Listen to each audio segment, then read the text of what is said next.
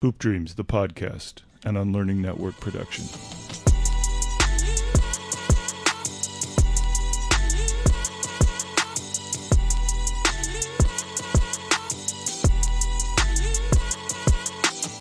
Man, joining us today, special guest, absolutely.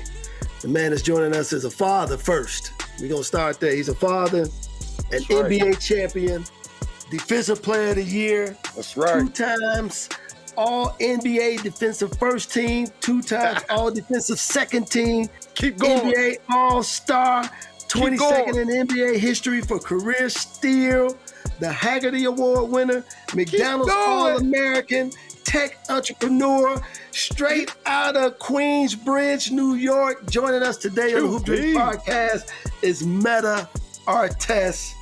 I'm Will Gates, and that's my dog, Arthur Agee. I was just telling my son, I said, yo, I'm about to do the Hoop Dreams podcast. And he was like, what's Hoop Dreams? I said, you got to see the movie. I said, have you seen Loving Basketball? He said, yeah. I said, well, this is one of the ones you got to see. You play ball, right? That's right. Well, man, to kick the show off, we ask everybody this question, man. So we're going to just hit you with it right away. Yeah. Again, thank you for joining us. But when was the first time that you saw Hoop Dreams, and where were you? Yo, so remind me what year Hoop Dreams came out. 1994, October. Oh, I said 93 to my son. I said 93 and 95. Right. So it came out in 94, and I remember because that was like the DVD era. That was the like the VHS. The VHS, yeah. The VHS joints. Yeah, so I know. Well, I was just entering in a phase where I could go pro. You know, like people were saying, I was like, all right. And then everybody kept saying, watching this doc. I can't remember where I was, but I remember watching it. And I'm like, oh, this is crazy. And I remember saying, like, because y'all was where people wanted to be, like, where people wanted to go. So when you looked at the doc, you're like, I got to watch out for a ton of shit, my body, like, everything. It was just crazy, you know? And to watch it is like you almost felt you was, like, going through it. Or you felt like you could potentially, like, if you're trying to go pro, then you got to watch out for yourself. I told my son, y'all was doing Instagram before Instagram. That was crazy. Y'all was like, yeah. So look, that's funny you said that, Metta, because around that time that it come out, you've already come into yourself and what you doing out in New York, and people looking at you, but I'm quite sure you don't see it, but they see it, that you were able. That, man, this dude got that potential to get there. Like, so I want to ask, did the movie have an impact? Like, man, I just saw this film. Shit is happening to me the way it's happening. I think I can do it. The movie had an impact because, one, it showed if you work hard that you could be nice. You know what I'm saying? Oh, nice, right? Live from the hood, had to go through the whole drink, gangs, drugs, avoid those potholes, and you did that. Yeah, very similar. You know, very, very similar. And so everybody was inspired by that. I was for sure inspired. I remember the games. I think y'all had red shirts, right? Then you had red shirts? Yeah, Will. Yeah. Yeah, Will, yeah. So actually, I think mine's is behind me right now. Wow. There it is right there. Man, it was just crazy because, I mean, you probably like guys like Booger Smith from New York City. Yep, Booger Smith. Ali Mo. Yeah, rest in peace. Yes, Ali Mo. Man, just like absolutely playing with these guys. I mean, I was in my prime. I was in the NBA. I brought the Maloofs to a hood to go watch some basketball at Kingdom. This guy, 7 days out of jail, gave me 57 and hit the game winner. And this is when I was in my prime defensively. And hit the game winner off the glass outside. What? Did you hear what he said? Yeah, I heard him. He said he gave 57 being 7 days out of jail. 7 days out of jail. 7 days out of jail. And he wasn't in great shape. Did you know this guy? Did you know this guy? I didn't know him because, like, he's from New York, but he did 7 years in prison. So when he did 7 years, I started to come on the scene at about, I mean, I was 26 or 25. So when he went in, I must have been 19. Okay. So I didn't know who anybody was. that Right. wasn't known. You know what I'm saying? That wasn't known, right? Right. So, but when he came home, I was like, this dude is the truth. I was like, how are you not in the pros? I'm 7 days out of jail. What? How many years in jail? 7 years. 7 years. That's And crazy. you That's balling crazy. like this? Ain't in shape or nothing. Right. Wow. Well, Metta, our show is a little bit different too, man. One of the things we do is, man, on this show, we want to know the Metta story, the origin story of Metta. You grew up in Queensbridge projects, Long Island. Shout out to Long Island, Queens, New York. Yes, yes. Arguably one of the most influential areas for hip hop and basketball. I mean, like Queens, y'all started that thing. But tell us, what was it like growing up during the 80s and the 90s, crossing over for the hip hop culture and the basketball culture, because they merged during your time. Yep.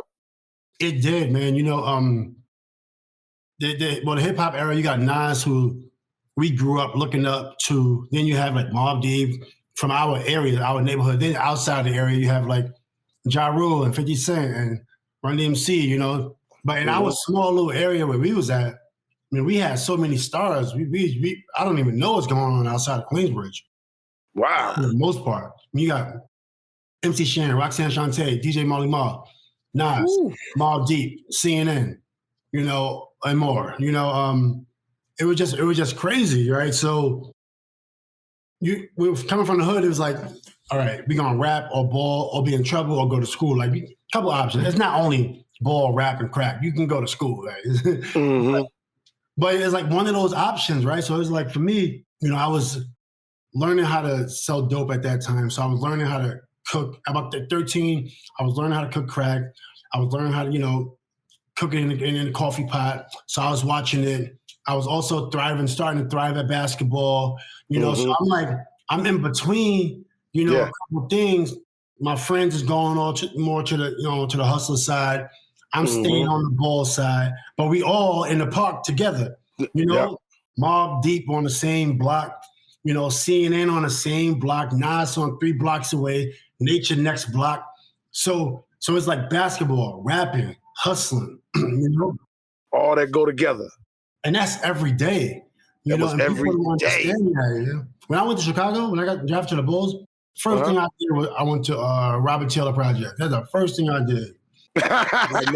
right next from the stadium, right across the street from the stadium. Yes, I sir. went Robert Taylor, and I went to Cabrini Green. I would go Cabrini Green. That's my hometown. That's my home. Yeah, Cabrini. Yes. One way in, one way out there, boy. That's right. That's right. Yes, sir. I mean, I went to Cabrini. We drove in. I had my big red Hummer, and I drove in. I had to back out. I'm like, damn. Yes. Hey, look, Cabrini Green to us, because we lived on the outskirts of Cabrini, like in another apartment complex, but we couldn't go there, play no ball, no sports, unless you knew somebody in there. Yeah, I wasn't going there by myself, for sure. Like that's how Cabrini Green was. Like, you can't just come over here and like be walking through this neighborhood trying to get to somebody's girl crib or that. No, you can't do that. Can't do that. When I went there, I went with somebody. I was not going to go by myself. Oh, of course. When I went to Robert Taylor, honestly, I was going to buy some weed. I'll tell you the truth. So, you know, Chicago weed in a bag. That's what the clear bag. That's what the good ones are. That's right. A lot of sticks and a lot of seeds in Chicago weed. So dirt. I'm like, what is this, man? Like, but I would go right to Robert Taylor, get a big bag for like, I don't know, $50. I get a big bag. Hey, Metta.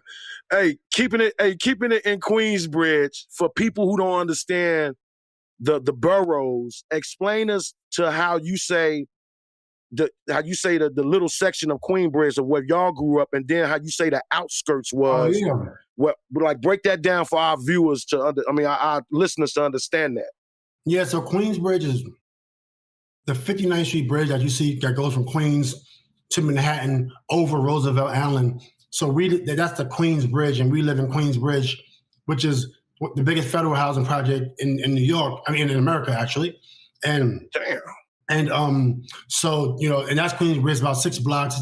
And then you got the outskirts like Jamaica, Queens. Okay. 50 Cent is from. So Ja Rule. is that what LL Cool J from that too? LL's like Hollis, Queens area, Okay. Run DMC area. Russell Simmons, they all like Hollis, deep Jamaica, Queens. Then you got like Corona, which is like Akinelli. He's like the Corona area. You know, MC Shan's Queensbridge. You know, then you got a couple others, you know, that's in Queens. You know, a couple others that's in Queens. Dude, I'm telling you, it must have been crazy for y'all as growing up with these guys to hear them make a damn album and hear them on the radio, but then see them in the hood. Yeah. That's crazy. Like in Queensbridge, it's like you growing up, I'm balling. It's before anybody knew me. So we just balling, you know, hustles outside.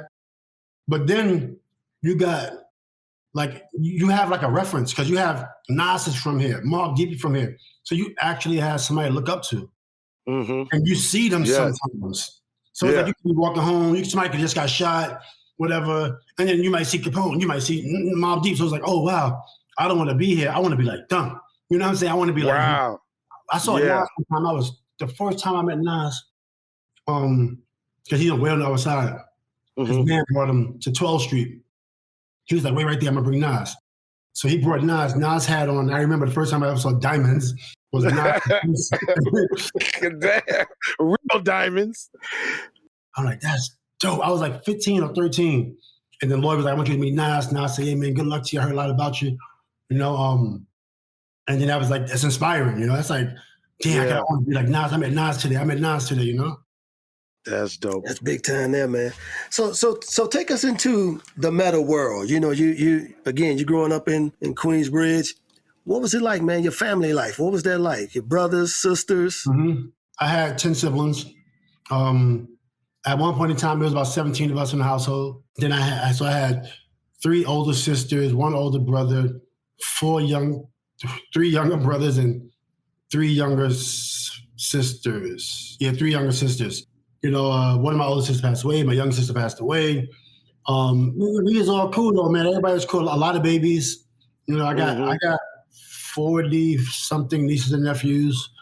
5 great, maybe 6 or 7, 5 great niece nephews. Wow. You know, so we a big family.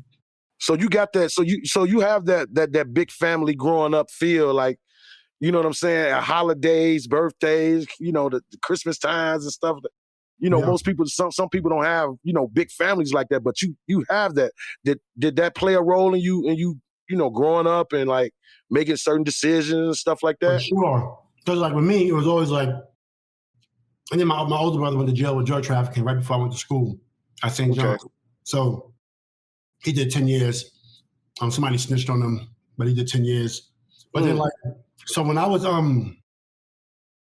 like when I made it to the league, it was all about taking care of your family. You know, some people will call that hanger-oners, watch out for family. I'm like, hell no, I'm taking care of my family. Y'all crazy? Absolutely. You know what I mean? I'm not gonna take care of my family. And then, but my mom, she took care of everybody. Like my mom would take in anybody that needed shelter. My mom and dad was taking them in. We used to have so many people in the house, and it was some of it was cousins, which we love, our cousins, some friends. You know, my mom took in multiple family members, and that's how we do it. You know, I seen it in the past with you, and only the people that close to you know this. Like you have your heart of your mothers and your father because the people speak of you. They speak of you as so giving. Like, I think I seen a video of some of you giving the shirt off your back to somebody. Like, you gave you like after a game, like in New York, you take off your shoes and you in your socks. Like, like that was the real you. Like that was material stuff to other people, but it wasn't nothing to you to give to somebody to put on their feet. Well, you know, because people gave back to me, man. I always remember, like when I was in 8th grade. Right, you know, 8th grade is that time when you go to high school and things about to start getting going.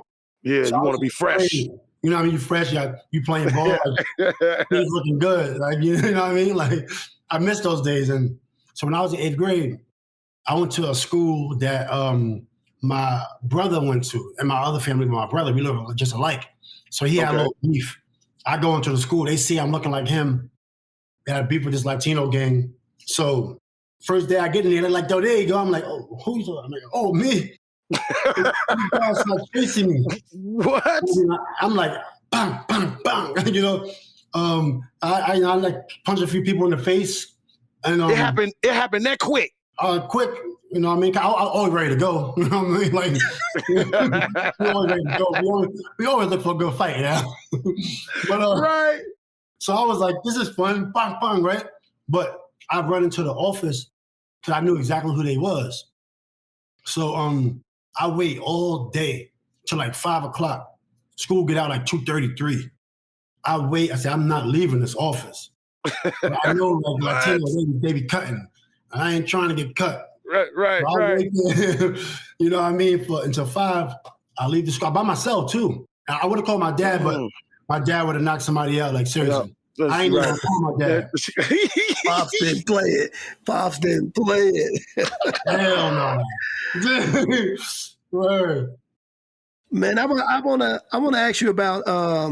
Obviously, you grew up in a big family. You know, I did your brother's podcast. What's that relationship like with you and Daniel, man?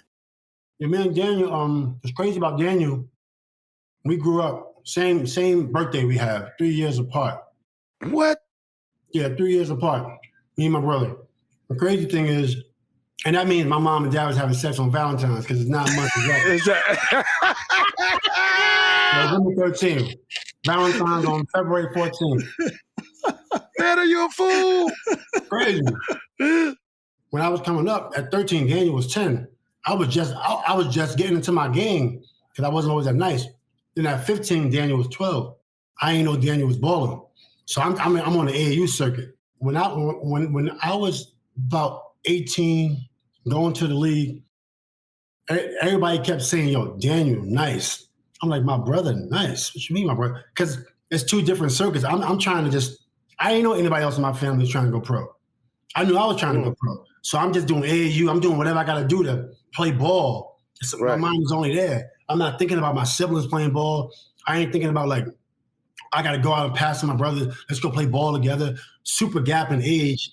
You know what I mean? Right. So I never knew he was going to get nice. And then everybody kept talking, "Yo, your brother is nice. He better than you." I'm like, what? What do you mean, my brother? My brother, I speak to him every day. Like, so one day I saw him play. I'm like, damn, this dude is a pro. So I'm like, "Daniel, what you been doing? What are you doing?" You know what I mean? Because Daniel's career, his whole path is different. Yeah. You know? Even though we grew up together, this is a crazy story. But I brought him to Indiana one time. And I remember James Jones, the great general manager, James Jones was up in there. Other people was up in there. So me, James, and my brother Daniel, we was working every day. And I think we helped James a lot because James Jones had to go up against me and a stronger me every day. Oh, God. And both of us wasn't nice. Yeah, I saw some footage on Daniel, man. Daniel reminded me of my brother, Curtis. It was just a beast. They just went to the hole, they dunked on you, put the body on you. So he was stocky? Daniel stockier? No, Daniel's the only dude that I thought was stronger than me outside Shaq. Because, like, I played against Shaq, Ben Wallace, Alonzo Mourning, all these guys, like big guys, like Karl Malone. Yeah. Shaq's strong. Like, Shaq is strong. Right? Nobody else strong as Shaq. Wow. I was able to get in there with anybody. But my brother was one of the ones I really couldn't really mix it up with. He would, yeah, because we would fight too. I mean, he just saw wrestling. He always... And he knew he could get me. He like, "You want to wrestle?" I'm like, "No, I don't feel like wrestling you today." Yeah, he's a hell of a player. Definitely should have went pro for sure. Wow. But he went overseas and played a little bit too, right? He went overseas. You know, it's hard. You don't have an agent. You don't have those connections. Kind of hard.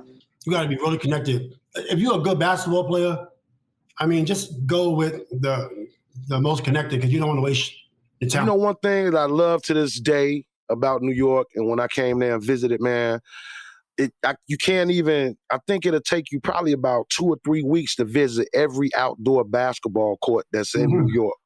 Like, y'all still take y'all outdoor basketball shit like a Bible. Like it's the holy grail. If it ain't nothing else going on in New York, we got our outdoor playground basketball league. And you come from that. So give me them famous courts you didn't able to banged and bruised some guys out there. Oh yeah, Rucker. I got 3 championships in Rucker. I got one with Fat Joe, one with P Diddy, one with Tony Rosa. Never lost a game in Rucker, which is crazy, but I just never lost for whatever reason. The last game I played in Rucker, I was old. We was down like 20 at halftime. I'm like, oh shit, it's gonna be my first game. This young kid brought us back. We won the game. I was like, I had like 4 points. And then I played in King Dome. King Dome is the best tournament in New York City. Are you serious? Right now? They don't talk about not right now. Back in the day, back in the day, they was the best ones. King Dome. They don't talk about it much. King Dome was the best tournament. Where was that located, Metta? It was about 10 blocks from Rucker. It was in the hood. Had bleachers on cement bleachers. It'd be about, you're in the middle of the projects, and it'd be about 2,000 people out there. Way more than the Rucker. More than the Rucker. Really? For sure. Packed. Can't even move. And this is right down the block from Rucker where you can't even move. Right. Then you had Soul in the Hole in Brooklyn, right next to Biggie Projects. Soul in the Hole. That was the Rucker. So I got a chance to play in Soul in the Hole, and that was and the Hole that's set down, right? Sat down, yeah. The Hole, and Brooklyn ballers are like a little different from Queens Uptown. Uptown is more flashy. Uptown always flashy. That's where all the fashion comes from in New York. Uptown, okay. Uptown's the flyers, and then you got Brooklyn. The players in Brooklyn is like complete. Offense, and they just smart. Smart, okay. Yeah, just real smart, man. Just know how to win, man. And then Queens is more like basic, fundamental basketball, with the exception of Rafer Olsen. Not many people like Rafer from Queens. Not many people like Rafer. What you think of when you first saw Rafer? I played with Rafer for the first time at the Rucker. We played for a guy named Gersh team who passed away, and it was Rafe. Stephon Marbury was on the same team at the Rucker. Ooh, crazy. That's no fair. Already. Bench, and I was just like, this is crazy. They asked me if I could play. I was 15 or 16. Crazy. Hey, 15, 16, man, how tall were you at that time? I was about 6'5". But I played with men since I was young, because in Queensbridge, if you wanted to play with the men after the kids play, you gotta earn it. So I used to get it. I was 13 years old. You playing with real grown men. Hell yeah, I was on that court. I was like, I ain't coming up, and I was in the mud, like not that strong. I was strong, but not grown man strong. But I was on that floor at 12 and 13. I was on that floor. I was wow. And I learned how to play with men for a long time.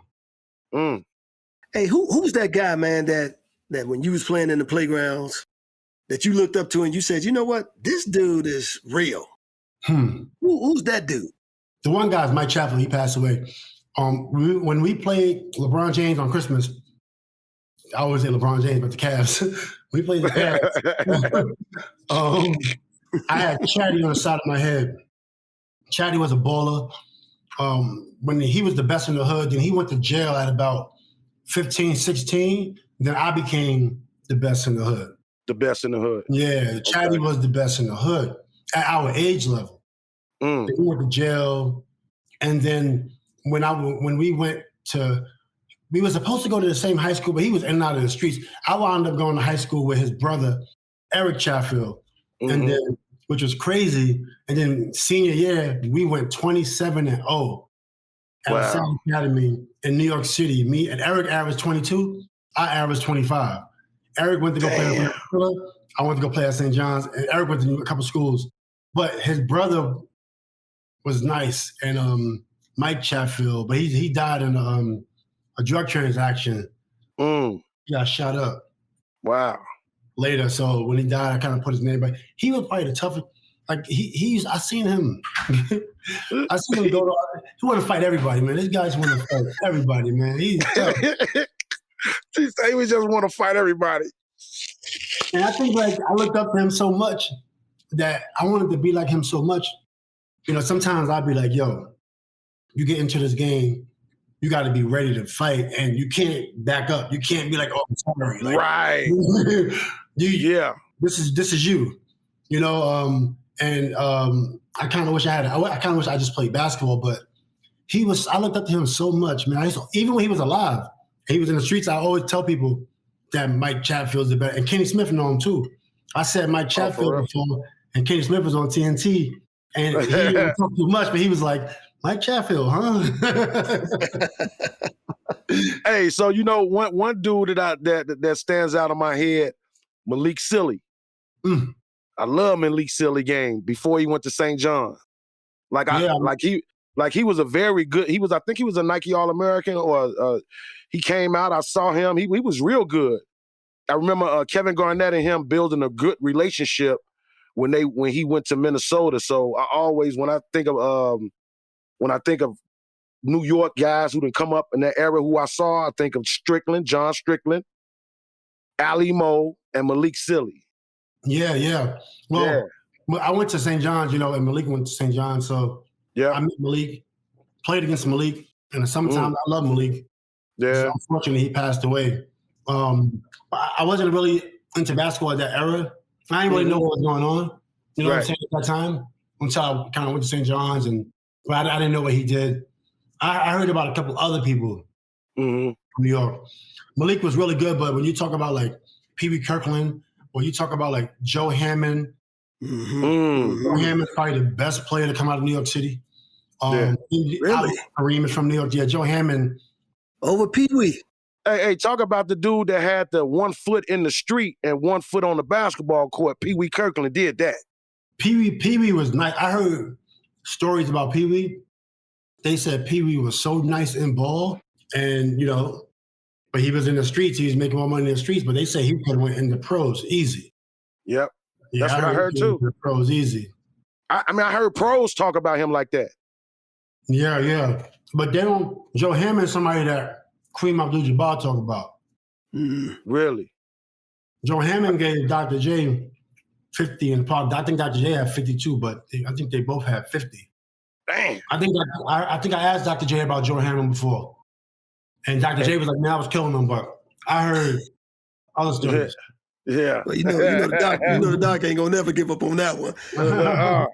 So you coming up, man, who was the guys in the league during your time when you was coming up that you said, you know what, man, this cat here, I can model my game after him. Who was that for you?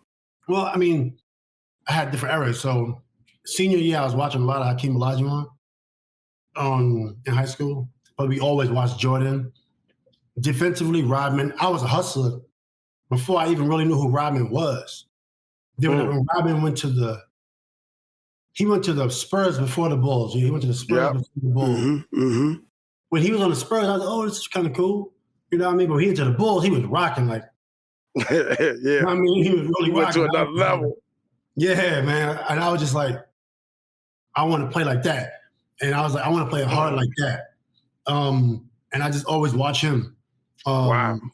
Offensively, we was different because he started playing late, you know. So offensively, we was different, but hustle-wise and heart-wise, pretty similar. And then Jordan's defense is my favorite wing defense. I've never seen anyone better on the wing. Really? Rodman. Rodman was incredible on the wing. Because people look at Rodman as a 4, but if you look at Rodman when he was guarding MJ, man, he was guarding MJ for real. Like really, really guarding him. Like really guarding him. No airspace. Yeah. Rodman can play some D. I look at it like a year ago, and I'm like, yo, Rodman was like, I thought I was the best wing defender.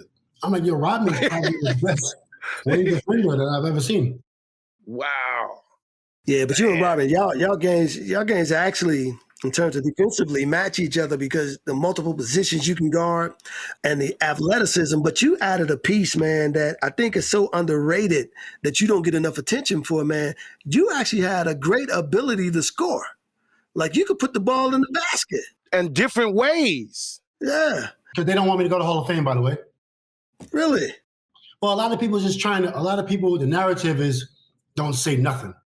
Mm-hmm.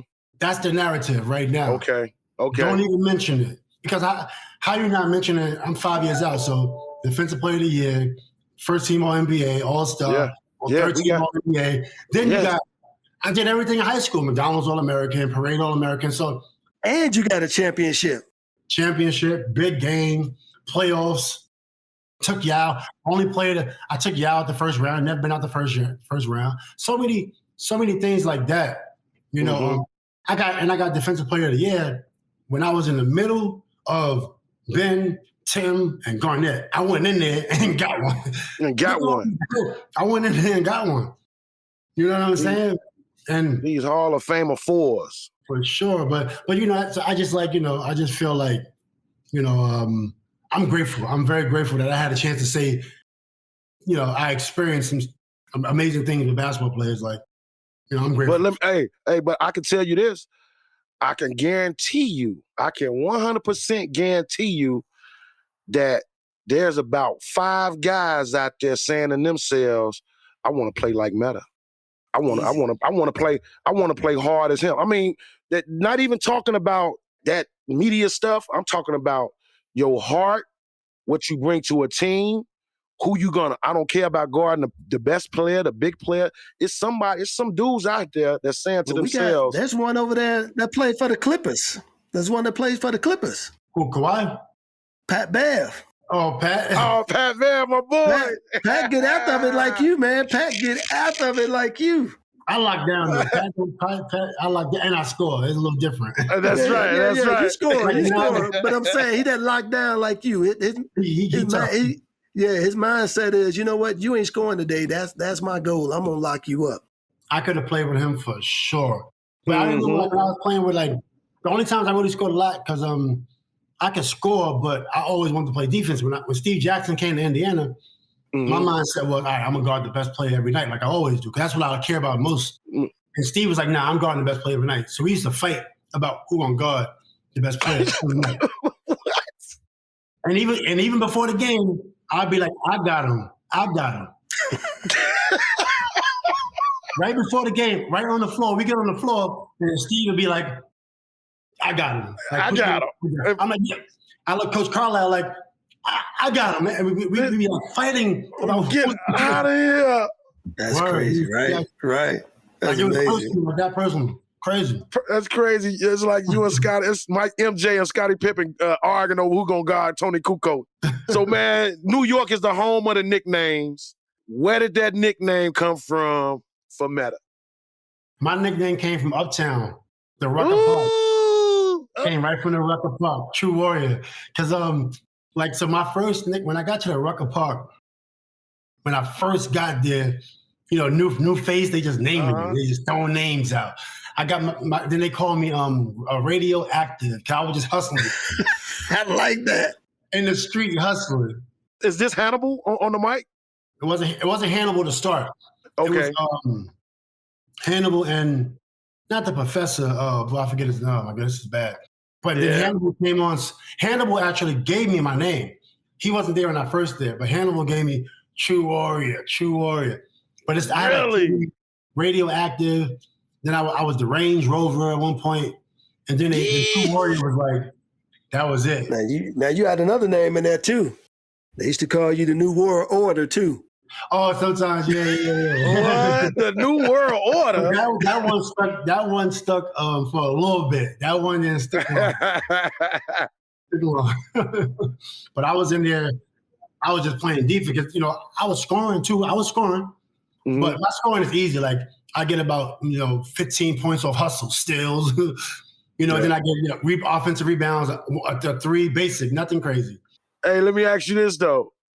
There's a picture that's on Twitter of you, Elton Brand, Lamar Odom, Eric Barkley, I mean, I think it's somebody else Y'all on that AAU too. squad. Y'all Now, AAU squad. Give me the difference of your AAU team and your high school LaSalle team. Whew. that AAU team would have blew up our high school LaSalle team. What you on it? Maybe not blowout. Right. We had a tough team. We was very tough. We was well coached. But yeah, you can't beat Lamar and Elton Brand and Eric Barkley all on the same team. But that team was sick. Our practices were so competitive. And I bring it every day. So Elton bring it every day. But when they saw me and they saw how I play, like guys knew if you come into practice, you gotta bring it because like I'm in your ass. And me and Lamar had fighting practice. One time I'm going hard, I'm gonna stop.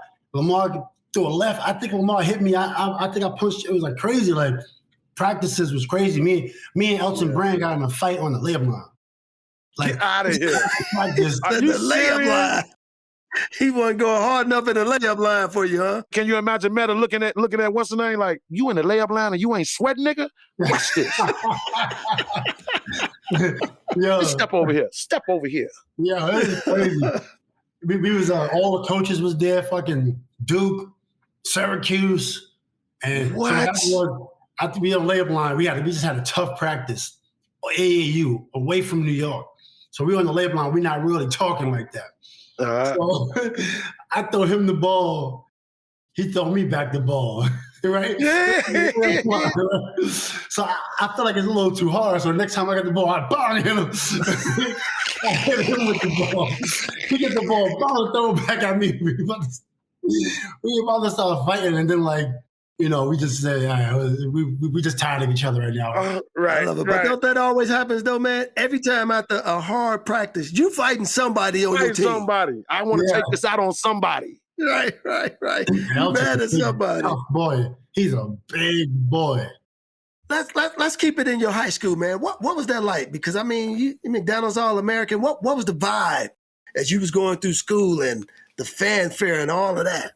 Yeah, and did you have to travel like me and Will did from our areas to go to a different high school that wasn't in our hood? Yeah, that's right. Because you guys traveled like 2 hours, I think, huh? Yeah. Because so I traveled maybe 45 minutes on a train. Okay. One of my friends traveled 2 hours from Far Rockaway. But I went to so after I left eighth grade, after I had the little drama, I was home for a minute. And then somebody gave me a scholarship to high school where Shamgar went, LaSalle Academy. So Shamgar Wells is up in there. And so when I got there, it's a Christian Catholic school, all boys, no girls. You know what I'm saying? Just like Joe. We do know what you're saying. Hey, you know what's crazy? Like I went to all boys school for 4 years, and I wasn't thinking about girls. I ain't gonna lie. I was thinking about basketball. I knew nothing about girls until I don't even know. I was never thinking about girls, honestly. I couldn't wait till I see a female woman's face that wasn't a nun. I ain't even have nuns. I only have brothers. We had no females. Hey, listen, we used to, cause we had the girls' school across the way. So the only way you can get over there was two ways. Either you had to take gospel choir or home ec. So all the brothers was taking home ec because we couldn't sing. That's crazy. What school was it? It was called IHM at the time, Immaculate Heart of Mary, and we went to St. Joe's. It's across the way. But it was a great experience, man. Like, doing that and then playing well. And when you're in ninth grade, you don't know if you're ranked. I wasn't ranked. I'm not like, I wasn't like Tracy or LeBron. I'm like, but I don't know if I'm going to McDonald's again. That's just hard. It's like, I'm ninth grade, 12th grade. Hell no, I'm not going to McDonald's again. Then 11th grade comes like, oh, you were like top 75 now. I'm like, oh, this is crazy. And the senior year came, I started out top 55. Beginning of the year, end of the year, I was like top 24. And I made it to the game. And I only made it because Tracy didn't play, actually. Tracy McGrady, Shea Cotton, they both missed the game. What? Tracy and Shea Cotton, they both missed the game. So how far did your school get in your senior year? We went 27-0. Damn. Yeah, we beat everybody. Yeah, I hated losing. I fucking hate losing. So did you not? Did y'all not was able to play the Lincolns and the Kings? We didn't play them because I was in the Catholic school, so I didn't play against. But that year we was the best team. Like I got Player of the Year. Actually, me and Elton, both of our hands on Player of the Year. We shared it the first time. I don't think they ever did that. Wow. They just So you and Elton, y'all kind of just stayed locked. We shared High school. Yeah, NBA. McDonald's All-American game. NBA. Yeah. We also shared. We shared the 5-star basketball MVP trophy and 5-star. They couldn't both our hands. Like we just. You know what? I never was able to. I never was invited, able to go to 5-star. I know you went one year, William, right? Yeah, man. 5-star was incredible. When I went, it was incredible. First of all, it was funny because Metta, you probably remember this. When we was at 5-star, the guys who was at Nike camp, they were there. They were at Nike camp a week before 5-star, so they went straight from Nike camp to 5-star. So when I got there, guys like Grant Hill, Chris Webber, Travis Best, all these dudes showed up. Which you played with Travis. All these dudes showed up. And I was like, man, who are these dudes? I was like, where these grown men come from? How was that? Because I was asking myself, because, Agee and I, we from the Chi. So, we knew guys like Juwan Howard, we knew those guys. But man, let me tell you something. I ain't never met a dude like Chris Webber in my life. That dude was a man amongst boys at age 12. I mean, that dude was always legit. I've never seen anything like that in my life, man. Did he get the MVP at 5-star? No, you know who got the MVP? Believe it or not, man, Grant Hill walked away with the MVP. Oh, Grant Hill got it? Grant Hill came in there, man, just put on the show because the top 10 was, it was Grant, Travis Best, myself. Who's the other dude? Was Jay Kidd there? So you played in the orange and white game? Yeah, the orange and white. Oh, yeah, man. Absolutely. That's crazy, isn't it? Orange and white game. Oh, man, that orange and white game, man. Oh. You know Howard Garfinkel? Yes. Everybody up. Did they used to sing the song with y'all? Which one? When Howie would come out, everybody be like, "Go Howie, go Howie," and that old man just start dancing on you. No, we didn't get that far. Y'all didn't get that, man. No. First of all, it was no experience. Like I don't know how it was when you guys were at 5-star, but man, when we went to 5-star, I just remember college coaches at that time could be your coach at the camp. Yeah. So it wasn't like how it is now. So like Roy Williams was like, my 5-star coach. I mean, that's how stuff was, man. It was crazy. Absolutely crazy. Wow. Yeah, that was a great time. So who was at the camp with you? Elton Brand was there, Eric Barkley. 1 year, Shaheen Holloway. Shamgar was there 1 year, but we was younger. We had, who else was there that was nice? The kid that went to Duke, the point guard.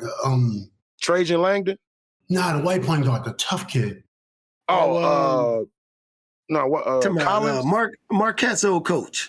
I forget his name. The tough kid. Yeah, short kid, Woj. Wojciechowski?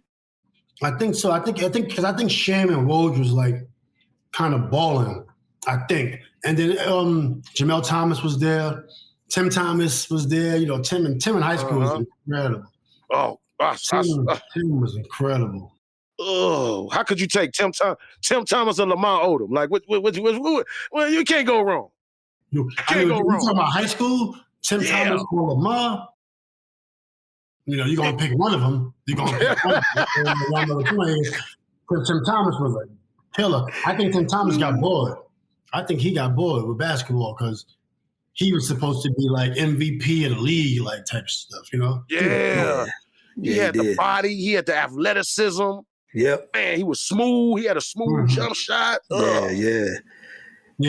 It's funny when I think about Tim Thomas' game, man. He kind of reminded me of Grant Hill, but a little smoother. Had that size.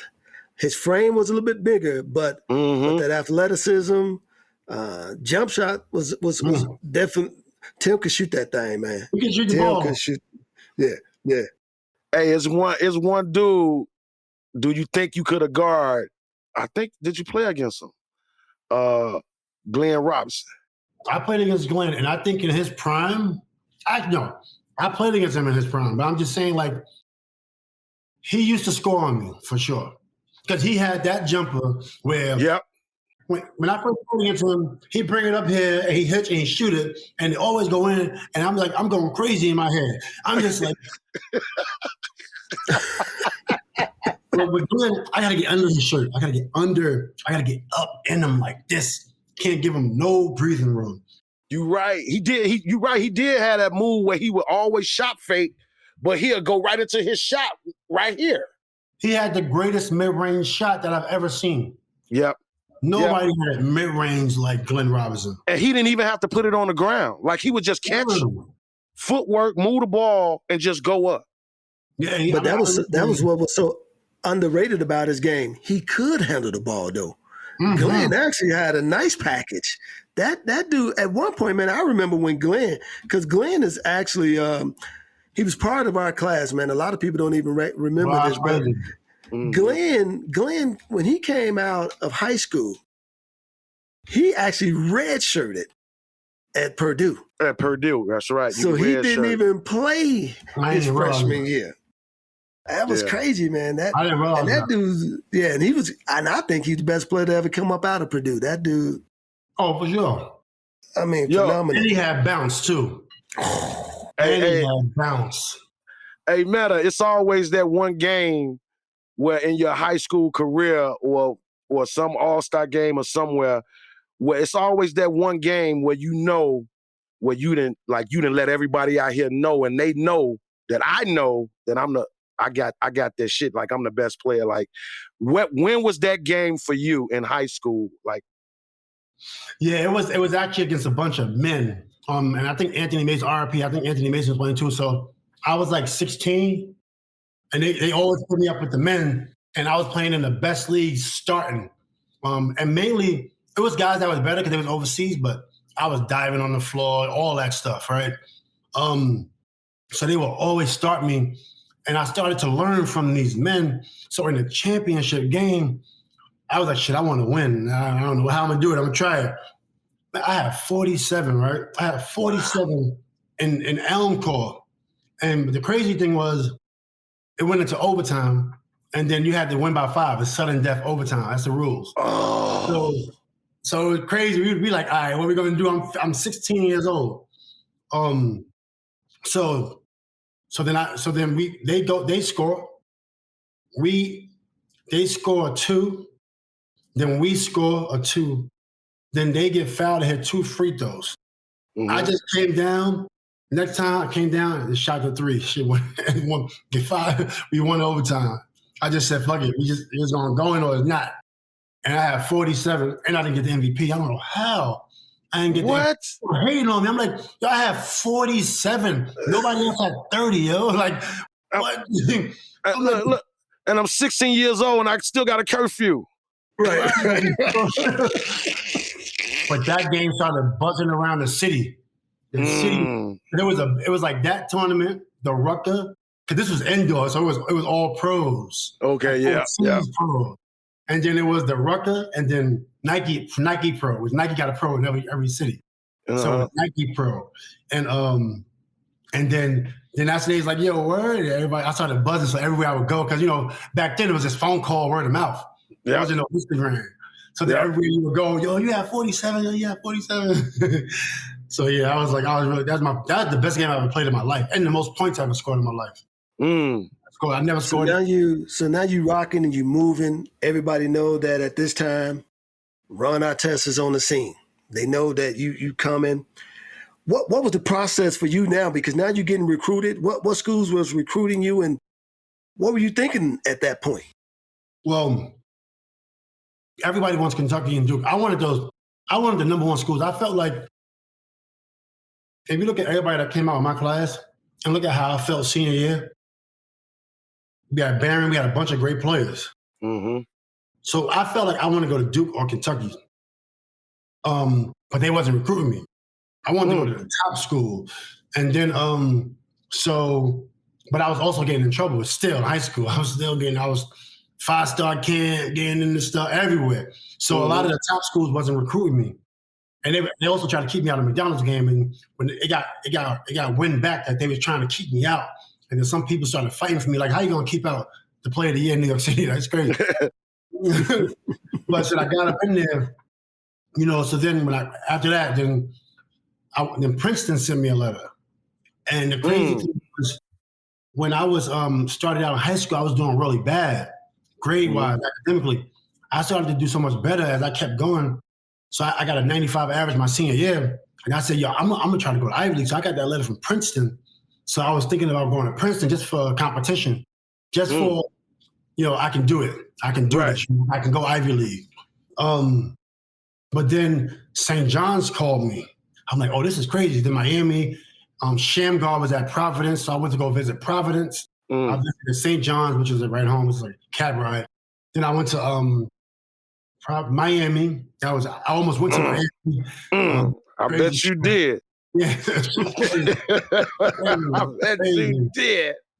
And then Miami of Ohio and Notre Dame. And so the front runners was Notre Dame and Miami because my major was architecture. So I really didn't really care about basketball. Every school, I'm like, yo, where's the architect program? Where's the architect program?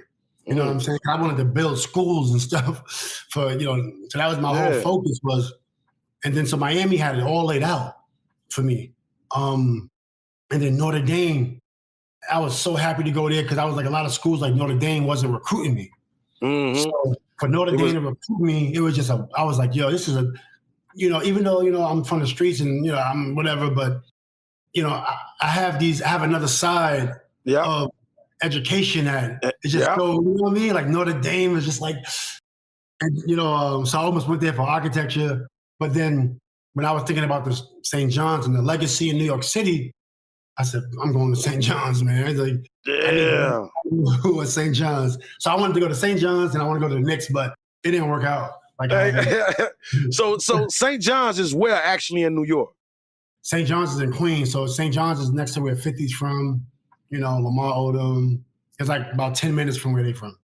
Did you think that you would be able to survive, like, by staying home and going to St. John's? Like, because for me, I thought, I just here in Chicago, how it was, Metta, I knew I had to get the hell away from Chicago. I wasn't one of those dudes that could have one foot in the street and one, in the basketball. Like, I just couldn't do it. So I just had 2 feet in basketball, and I felt the best way for me to get better educated and to experience new things just to get away from Chicago. So I went to, I had to leave. But for me, it was just like, I always put basketball first. So I'll be in the hood working out. And when I'm working out, like, I don't talk to even the biggest of the hustlers. Like, I don't even, they're not even there. Like, fuck out of here. Right. You tunnel vision. You right here. Tunnel vision. And so, and at that point, when I was practicing, that's where I felt the most empowered. So at that point, like, anybody you bothering me, like, you must want to fight. You know what I'm saying? Like, right. You can't read the room, read my face. Right. So like I was, when I was in New York City, I would go to parks in different neighborhoods and just work on my game. Like, and the thing about it was, like, I just felt like I wanted to go. I knew it was tough because Felipe Lopez went there, went to St. John. I knew it was going to be tough, but my mindset was get the title at St. John's. And we was there, but then I left. But I would just get the title. I wasn't really focused on nothing else. Like, I don't know. When I played basketball when I was younger, I was just like, I didn't really care. All I cared about was the game. So but some things, I probably could have went to another school and maybe things would have been different. But I just love home, and I just love home. So it wasn't no pressure for you to go to school and stay home in the hood. It wasn't no pressure. Like, oh man, I gotta do this. I gotta make sure I stay on the straight and narrow. I can't. It was like, shit, I'm home. I'm at home. I was in the gym. I was in the gym every day. Wow. I was in the gym. Sometimes in college they say you can't use the gym today. I used to get mad. Like, I signed here.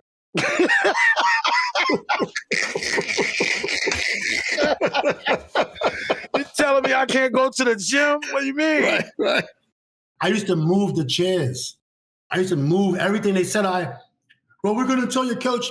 Fucking tell him then. Moving shit I do.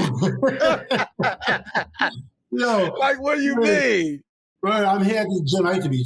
I need a gym. I need a court. I need to shoot. I can't go. I got to practice today. So then, what I started to do, I started to just go outside. Man, I started to just go like any court. That's that New York love right there. I can go outside. The cheapest game ever: a basketball and an outdoor hoop. Mm-hmm. Ain't gonna never get old. So who's on that team at St. John? Incredible team. But we was the best in the East before Tyrone Grant broke his wrist. We lost to UConn in the championship by 20. Richard Hamilton, man, Kevin Freeman, they played amazing. But on that team, it was me, Tyrone Grant, Eric Barkley, Reggie Jesse, Bootsy Thornton from Tallahassee, Florida. Then we had Colin Charles. Yeah. Bootsy Thornton was the truth. Bootsy Thornton, I remember him. He had 40 in the garden. Yo, he was so nice. That kid was so, man, he was so nice. You know what we couldn't believe here was the hype that New York was giving Felipe. Yes. Like they gave him Jordan. They gave him Jordan status hype. He was so nice. Was he, dog? Oh my, Felipe Lopez. Listen, he went to Rice High School, same conference as mine. So when we freshmen, he was a senior, we freshmen, we lined up to see Felipe. Like we lined up, can't even get in the building. And then Felipe on the court, everybody looking at him like he Mike. Can't touch him. Word. And I seen him go in the game one time, take a couple dribbles from half, take off from the three, take off from the free throw line, but started from the three, put on the line. Felipe he should have went to the NBA high school. Yo, they said he had like the hoods, his people used to follow him, the Dominican people, like all his games. Like they used to be at all his games. Dominican was there for sure, every game. Wow. So keeping it there with Felipe, what did you think happened though? What happened? What went wrong? College. College is not for him because freshman year with Felipe Lopez, sophomore year, if you didn't double Felipe, he was gonna score. They started double teaming him, and he wasn't ready. He needed to go to the NBA. Really? Because in college, freshman year, you didn't leave. You was a parade All-American. You didn't leave. You gotta go sophomore year. Maybe you're not that good. Sophomore year, or you're not leaving after sophomore year. Then you get into your junior year. Mm-hmm. Now they're thinking about the other people. Yeah, you're right. So, right. They triple teaming him. And then his senior year, when I got there, freshman year, I took him to the playoffs. Yeah, that's right, baby. He ain't never been to the tournament. That's right, baby. We had to get him to the tournament. Hey, Metta, I loved y'all uniforms that year. Was it the Jordan ones? I loved them uniforms, man. Oh, Metta. Those was fire. We felt so special. I mean, we had Jordans, everything, just Jordan. Yeah, that shit was crazy. Unbelievable. Great time. But Felipe, he a great person too. Is he still? You still see him? He's in Dominican doing some things in his country, but he is probably one of the most genuine people that one can meet. For sure. His person is, one for the record books. He's incredible. Wow. Yeah, I don't know if you ever met him, but he's incredible. Everybody loved Felipe. Incredible human. Do you stay connected with the university still? Do you still get over that way or involved in any capacity? I do some things, but honestly, like, I'm different. Like, even up at the Catholic school, high school, and the Catholic college, I was so into the streets.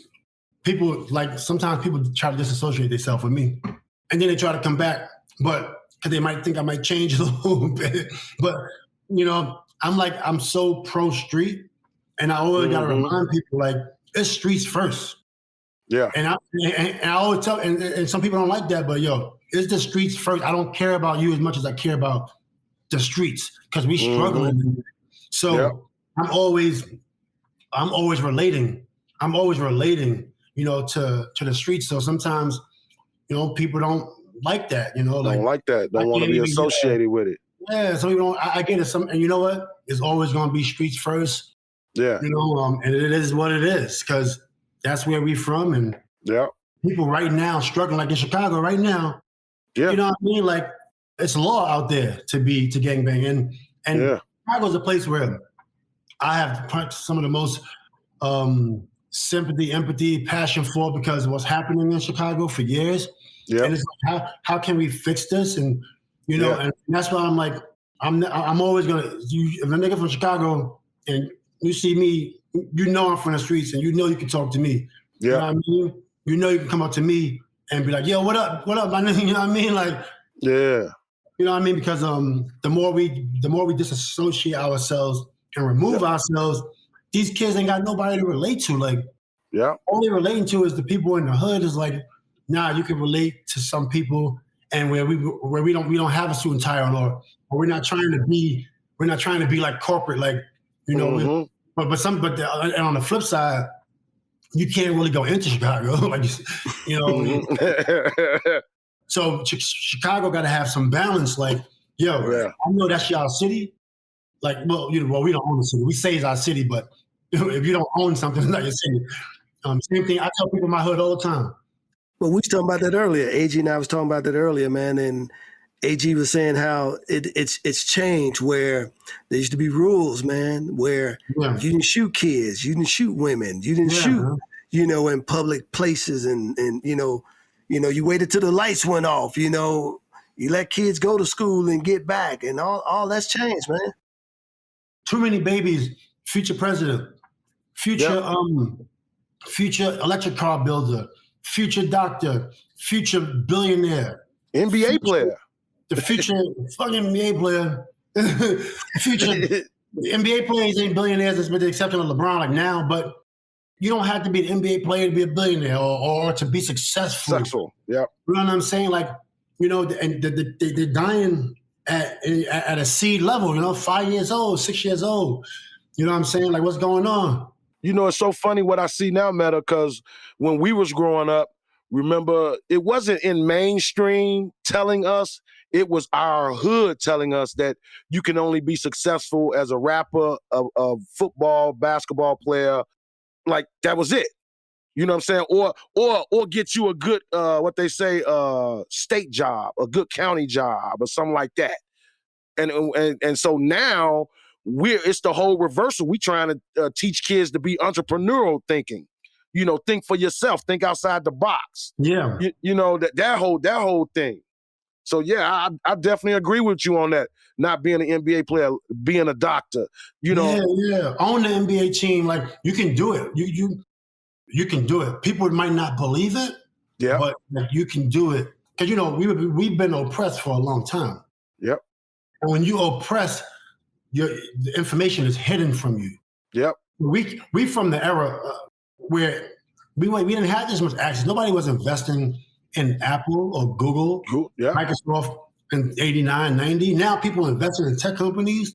Yeah. Now we're getting more access. Yep. More resources. I want to ask you about that too, man, because I even see that swing in the league now, and I want to get your opinion on that. Whereas, particularly in the time, even when you was coming up in that hip hop culture, it was more about the flash, the cash, the cars. You know, you had to have your whip right, your chain had to be right. You know, but now you are seeing guys, you know, investing more, being more concerned about their money. What do you think was the change? What flipped that script? There's a couple athletes that did it different. Herschel Walker was one of them. He's doing a lot of things in business that people don't really know about. Then you had MJ was Starbucks. When MJ started to do that, people were like, what? Starbucks? You're not coaching? You don't need to coach? You don't need to commentate? How are you? Right. Magic Johnson. Then you had, then Shaq started to do a couple things. Like, they started to do deals with these brands. Like, how are you tied in like this? Right. You know, and then it just kept going up and up. And then and Mashburn around the streets, NBA streets. Mashburn doing his thing, like, and you didn't get the opportunity to speak to Mashburn, but you keep hearing what Mashburn is doing. Like, wow, so now everybody's starting to think differently. But our era was like, yo, let's go to the club, let's buy some bottles, mark the taxes. Right. And fuck it, let's just spend the bag. And some people did have good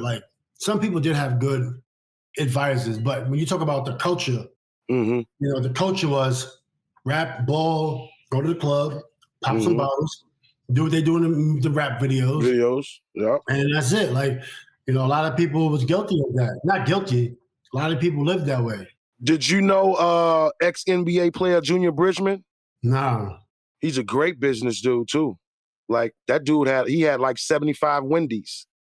I heard of that name actually. Yeah, Junior Bridgman. He sold his whole he has some dealings with Coca-Cola, something like that. But he sold his whole portfolio of Wendy's, and him and his son, they into like some other venture now. I think it's education or something like that. But Junior Bridgman.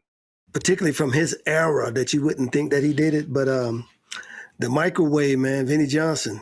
Yeah, he's worth over $500 million, man. I mean, it's incredible. He has an automotive tech shop that he's sending out industrial. Yeah, he provides the steel rivets and all that stuff. Like, his company is into steel, and they make all the compatible components to all different types of stuff. Yeah, he's doing crazy big stuff. Thank you for that. I heard so many stories about Vinny, and really impressive guy. Yeah. Really impressive guy, man.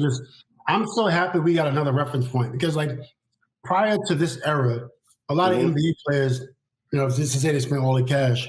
Yeah. Who's the reference point to turn it around? Right.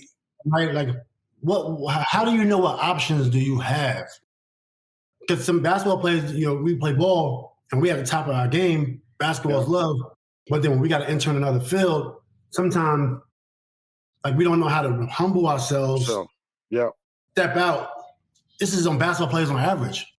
And this is a new world. Like, this is like you starting over again. How do you do that as an athlete? How do you make that transition? How do you get to the stage where you can humble yourself? What's the process? And Metta, this, who do you trust? Real talk. That's real talk. Many different levels. Who do you trust? It's true. And for me, I knew like when I retired, I was all-star, all that stuff, but I never got paid like an all-star. So people be thinking I had more money than what I would have. I'm like, yo, I never signed. Lou Williams the other day said he never signed a $10 million contract. I've never signed a $10 million contract per year. I was all-team All-NBA. What all-team All-NBA? He signed only $6 million. Well, not only. I'm grateful. I'm just saying from an NBA standpoint, that's not a lot of money for players. Yeah. For me, I had to be like humble. Like, I'm like, and I have no corporate deals, even though I'm an all-star and leading my teams. But so it was different. 5 years before I retired, I said I'm just going to downsize my thought process. You want to go out, you want to party. I mean, I can't sustain this. Right. Out, partying, car, drink, all this. So I bought a Prius. I got an apartment, and I moved my kids. I was gonna get a studio apartment, but then because my kids were with their mom, and then my kids came, so then I got a bigger apartment, a Prius car, and normally you go out, you pull up with something nice. I said, I gotta get this out of my head. I live normal. I started to enter in different markets, mainly in tech, and I was going to the Bay Area once a week, so I would fly to the Bay. I fly everywhere, Warren Buffett conference by myself and meeting new people humbly. You know what I'm saying? Humbly, sir, ma'am, I don't know what the fuck I'm doing, but I would love to learn this business. Literally, it started like that. And then people was teaching me, mentoring me, and then, I launched my own C Corp, raised some money and learning, and now I'm able to teach people. And this is like, I started this process, I don't even know, maybe 6-7 years ago. And I'm at a way different level.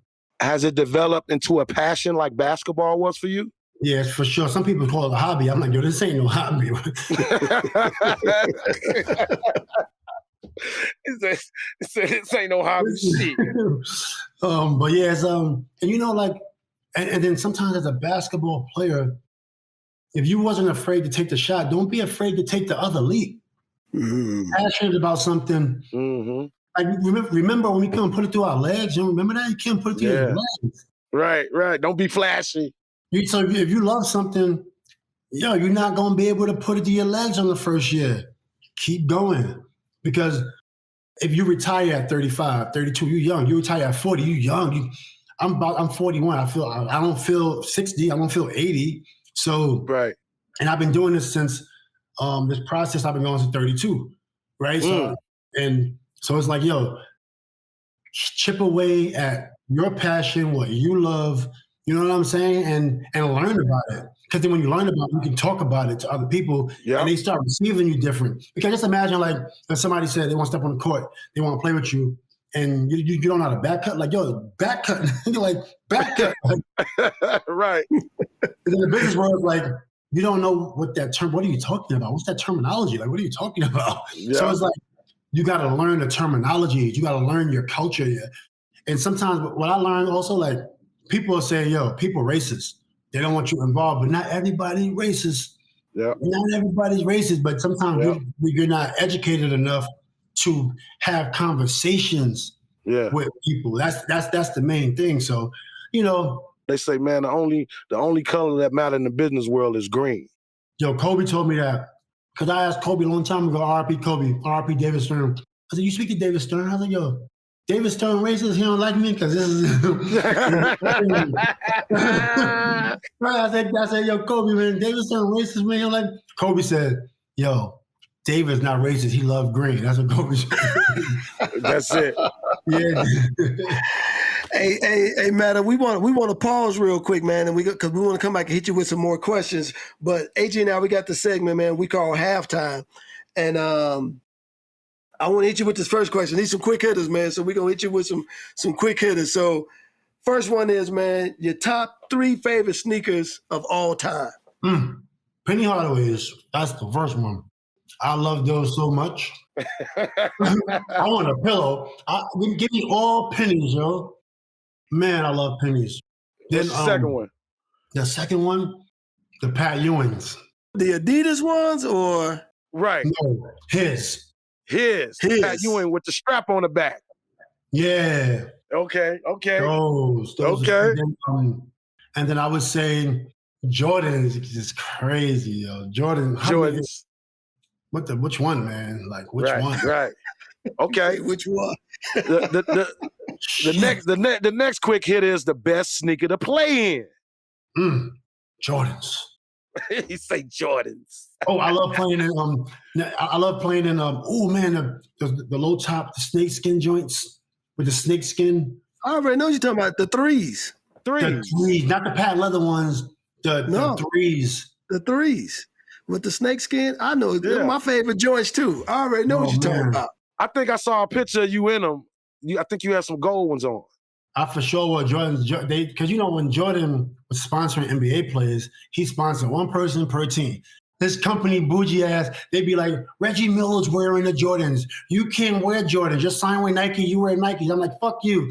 I want Jordans. No, I want Jordans. Give me Jordans. Give me fucking Jordans. So what I do is, we had a game. I was in Indiana. I said, y'all not going to give me fucking, and I'm playing against Michael Jordan, right? So you know Jordans, right? Fuck it. I'll get my own fucking Jordans. I go down to Chicago. I drive to Chicago 2.5 hours, 3 hours.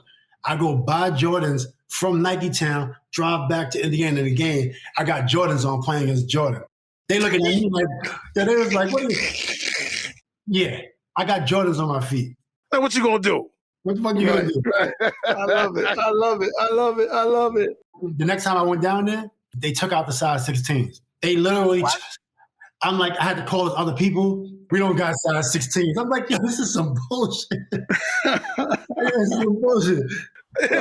Right. Hit a wheel. It is, man. This is gonna be a hard one for you. Okay.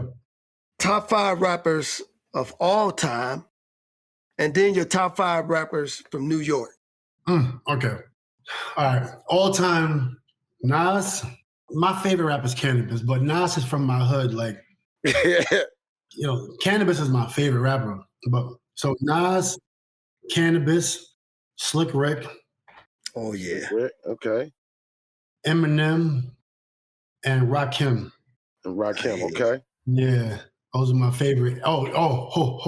I can't. No, and this is not. I said this for a long time. I just made a mistake because he's out of sight, out of mind. Nas, Cannabis, Slick Rick, Eminem, and Juice from Chicago. Really? Oh, Juice WRLD. Okay. Not Juice. Not Juice WRLD. Juice who beat Eminem in the battle rap. The only one that ever beat Eminem in the battle. Are you serious? Hell yeah, Juice, the battle rapper. He dope. How the hell I don't know him? Hell yeah, from Chi-Town, from the Shaw, Juice. Please ask your peoples about Juice. They know Juice. I'm gonna have to Google this. No, he's the only one that beat him. What you mean he actually beat Eminem in a battle rap? The only one. There's video of this? Hell yeah, go online. YouTube. Wow. For sure. Juice versus Eminem. Juice is nice, but he never got to just do. Now in New York City, I'm gonna go on Nas, Jay. Jay is incredible. Okay. Nas, Jay, Papoose. Like Papoose. Papoose is all time great. I would say New York City. LL Cool J. Oh, legend. Living legend. And Big Pun. Big Pun, rest in peace, baby. Yes. I like that. 5 toughest players to guard. Michael Jordan. Kobe, LeBron. Who I guarded. I ain't gonna say Shaq, because Shaq is fuck it. Shaq, you can't nobody stop Shaq, man. Right, can't nobody. No, you just guard them though. You ain't saying you stopping them, you just guard them like damn, this motherfucker tough. He's just there. Right. But for who I guarded, Michael, Kobe, LeBron, Kevin Durant, Richard Hamilton. Richard Hamilton. Yeah. You gotta be in shape. If you like with Rip, you play basketball, your lungs, that's like Rip. That's how you're gonna be the whole time. I want to go to this next one. What I just had to throw this in there. Like, I always felt when you played against Paul Pierce, like it was a mind thing you had with Paul. Like we didn't like it was. I mean, but it was like I'm gonna try to take him out of his head right now on this play, or I'm gonna try to get in him to get him to do something. I just wanted to beat him honestly because he was so good. You know what I'm saying? Like, yeah, because at that era with Indiana and Indiana and the Celtics, we was a rival for a minute. I mean, I lost a lot of rivals because I left. I got traded. But we was rivals. They beat us one year. We swept their ass one year. And that's what it was. Every game it was like because we was the same way. We was both big, small forwards. Yeah. And he was nice. Like Paul was nice. He would score. Like he would score. Hey, to me, he had an awkward game. Like he had an awkward game. The way he was kind of knock-kneed a little bit. Like he was duck-footed. Like, but he had a little awkward game to me. Very smart. Very intelligent. Know how to get his shot off and everything, huh? Yeah. Very intelligent. Here it is, man. Since you from both spots, best pizza, Chicago and New York. Yeah. Yeah, Chicago got the best pizza around. Really? All right. This is how it goes. It's New York 99-cent pizza versus Chicago deep dish pizza. Like that's what it is. And the best pizza in New York is a 99-cent pizza. Are you serious? Really? For sure. The 99-cent pizza from the corner. At the bodega. Not the bodega. Those are old. They put the old ones in there. They leave them in there and it's cold. And then they heat it up. I'm talking about fresh out, man. New York pizza is incredible. But then when you got the Chicago deep dish is crazy. Man, we want to get into this NBA draft, man. This career, man. 1999 NBA draft. I'm finna run these names off. Eldon B, Steven Franchise, Baron Davis, Lamar Odom, Sean Matrix Marion, Jason Terry, Manu Ginobili. Damn! They be hating on that class, but that class is tough. I think everybody played in the playoffs on this list. Match us up against even LeBron's era, like LeBron, Wade, Bosh, and have more. Match us up against them. That'd be a good game. Oh. You have Baron Davis. You have me. You have Manu. You have Sean Marion. You have Elton Brand. You know, this is a tough group. Joe, How do you beat Steve Francis? Steve Francis? Oh. How do you beat that group? We missing Corey Maggette. Yeah. Oh, I forgot. How do you beat that group? Oh my God. How do you beat that group? Wally Zerbiak? So during the draft process, what type of information are you getting from the NBA? Are they relaying to you? Are you gonna come back to school? Or you like, no, I'm up out of here. I got an agent. My agent told me, hey, you gonna be like, you know, first round, like you got a good shot. Like, really? Talk to the agent. Yeah, the agents know all the information for the most part. Because I wanted to leave out of high school. They told me I was gonna go second round. Damn. Yeah, so I was like, I'll just wait for the first round. I could have left and went second round. Right. No, you ain't. I want to go first round. Yeah, you're not second round. Oh, wait. I'm glad you waited. But you know, second round is a good thing because second round you get 3 contracts. First round you get 2. You get 2 big contracts when you go first round. You get your first year, which is like standard. You get 2 more. In the second round, your next contract in 2 years is big if you do your thing. So second round is that shit. So many people got 3 contracts off that second round. So what was draft day like? Did you do the draft process? Did you go to the draft? She was in the green room, right? Yeah, I was projected to go somebody said top 10, but you know, it didn't work out like that. I think partially because of my attitude. I had a bad rep still. I dropped a couple spots, but it's okay. Like I was there, I had a suit on, and it was a great experience. You know what I'm saying? Like it was a great experience. Was it an Uptown suit?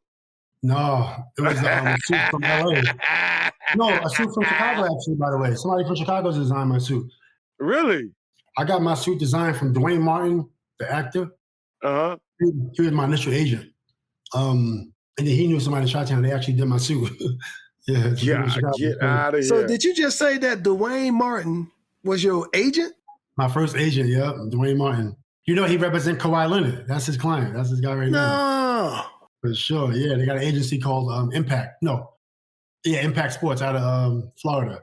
Dwayne Martin got into being an agent. Yeah, he came to my house, signed me, you know, and that was my first contract with the Bulls with him. Then I went with Mark Bartelstein out of Chicago. So you end up going in the first round, man. You pick 16th overall. You head to them Chicago Bulls. And of course, you know, you post-Jordan era. What take us to that day, man. You know you're going to the Bulls. What was you thinking? I had a Knicks shirt on under my suit.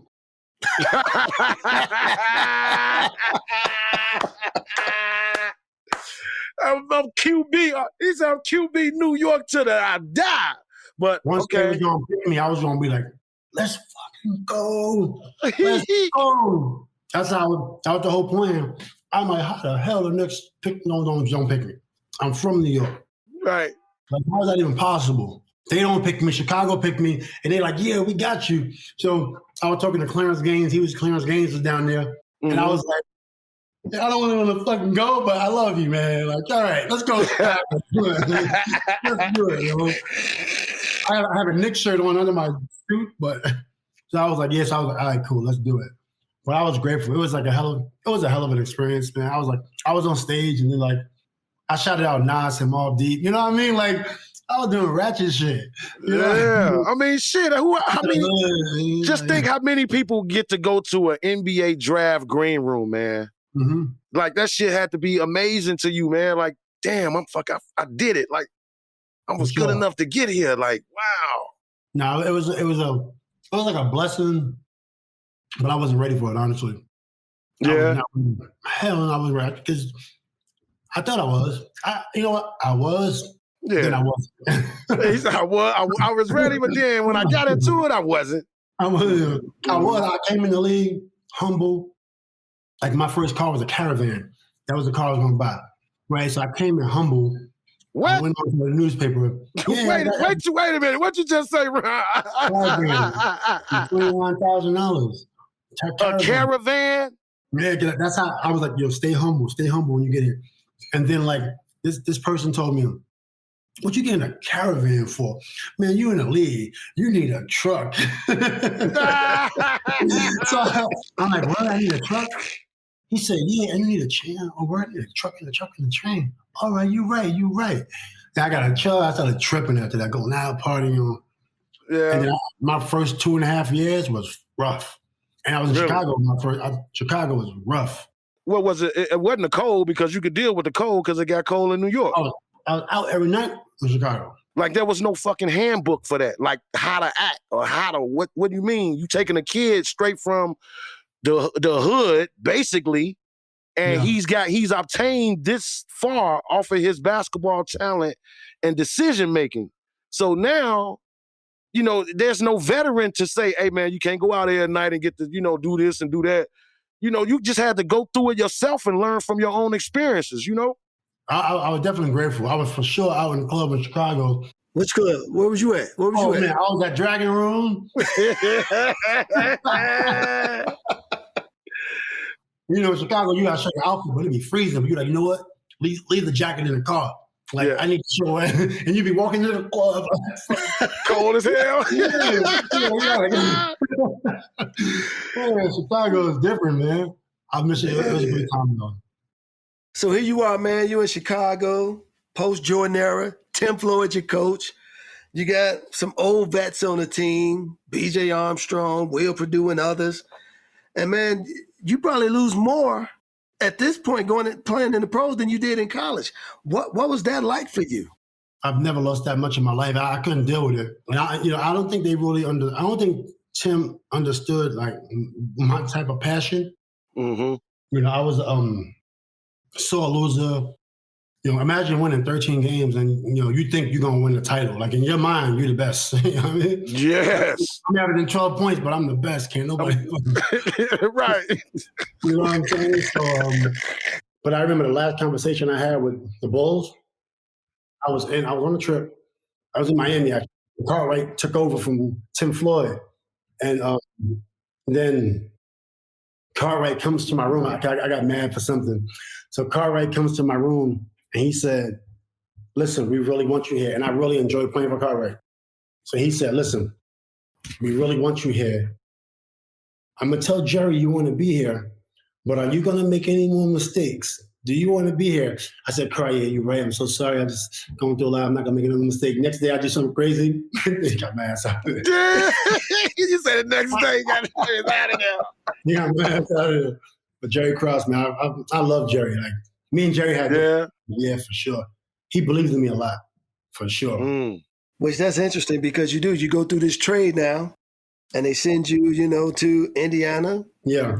With some big names, and which actually is interesting. That kind of worked out for both teams in a sense. Yeah, yeah. You go to really a loaded kind of Indiana team where, I mean, y'all got the right talent and the right mix.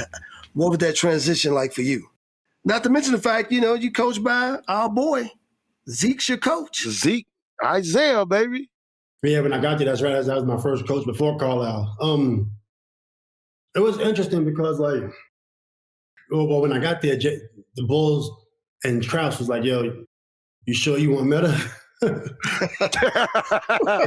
then Donnie Walsh was like, yeah, right? So, and then they told them the history, and then Donnie called me like, hey, man, I heard a lot about you. We're going to take care of you over here. Donnie's like a father. He's amazing. And they really did. Like, they put my mental health first. Like, Donnie got me sure I had a therapist, like, you know, it was incredible. But, you know, so that was like going on behind the scenes. And then on the court, Isaiah Thomas is there. So I'm like, we went to the playoffs. We had to win 5 games in a row to go to the playoffs. You know, I started to start. Mm-hmm. You know, so it was just crazy. Like, I'm back winning now and showing people like I can contribute. You know what I'm saying? And they were out the playoffs before we got there. Then we started to contribute. And, you know, I got traded for Jalen. I was like, damn. And it was crazy. I get traded for Jalen. And Jalen, I was in Chicago, and Tim Floyd told me, Tim Floyd crazy. He was like, yo, Ron, I don't want you shooting. all you do is play defense. He said, don't take one shot. What? So in the games, I stopped shooting. I'm just like, shit, coach told me don't shoot, so I guess I can't shoot. And Jalen Rose came to me one time. He was with Indiana. He was like, yo, why you not shooting? You open. I said, man, my coach told me I can't shoot. I ain't gonna shoot. He said, shoot the fucking ball. And ever since then, I started shooting the ball. That's all he said. Yeah. Jalen Rose, shoot the fucking ball. Yeah, Jalen Rose. Damn. Wow. So how many? What did your average go up to? What was you averaging at that point? You was like, damn, I'm liking this. Like, we winning games and shit. Like, I'm playing more. I'm starting. Well, to my first year in Chicago, I was averaging 12 and 11.9. Then before I got traded, I was averaging 15.5. So I was actually starting to play better. Then that carried over to Indiana. Then the next year I was averaging 18 at Indiana.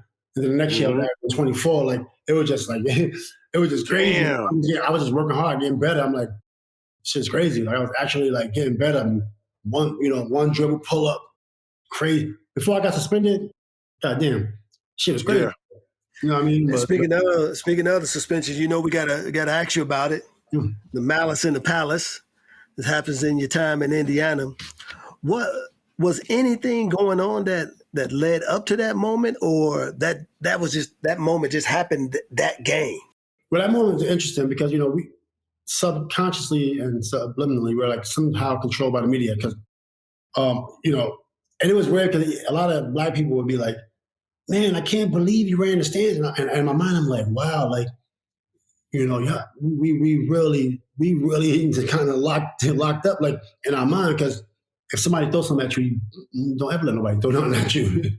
Right. You know what I'm saying? So when I was a straight A student from the hood, it's certain things that you're going to do that not people do. So like that incident didn't really have anything to do with the other stuff I was going through. Because I was still going through stuff, but that incident was like somebody threw a couple beer in my face. All right, let's whip this motherfucker ass real quick.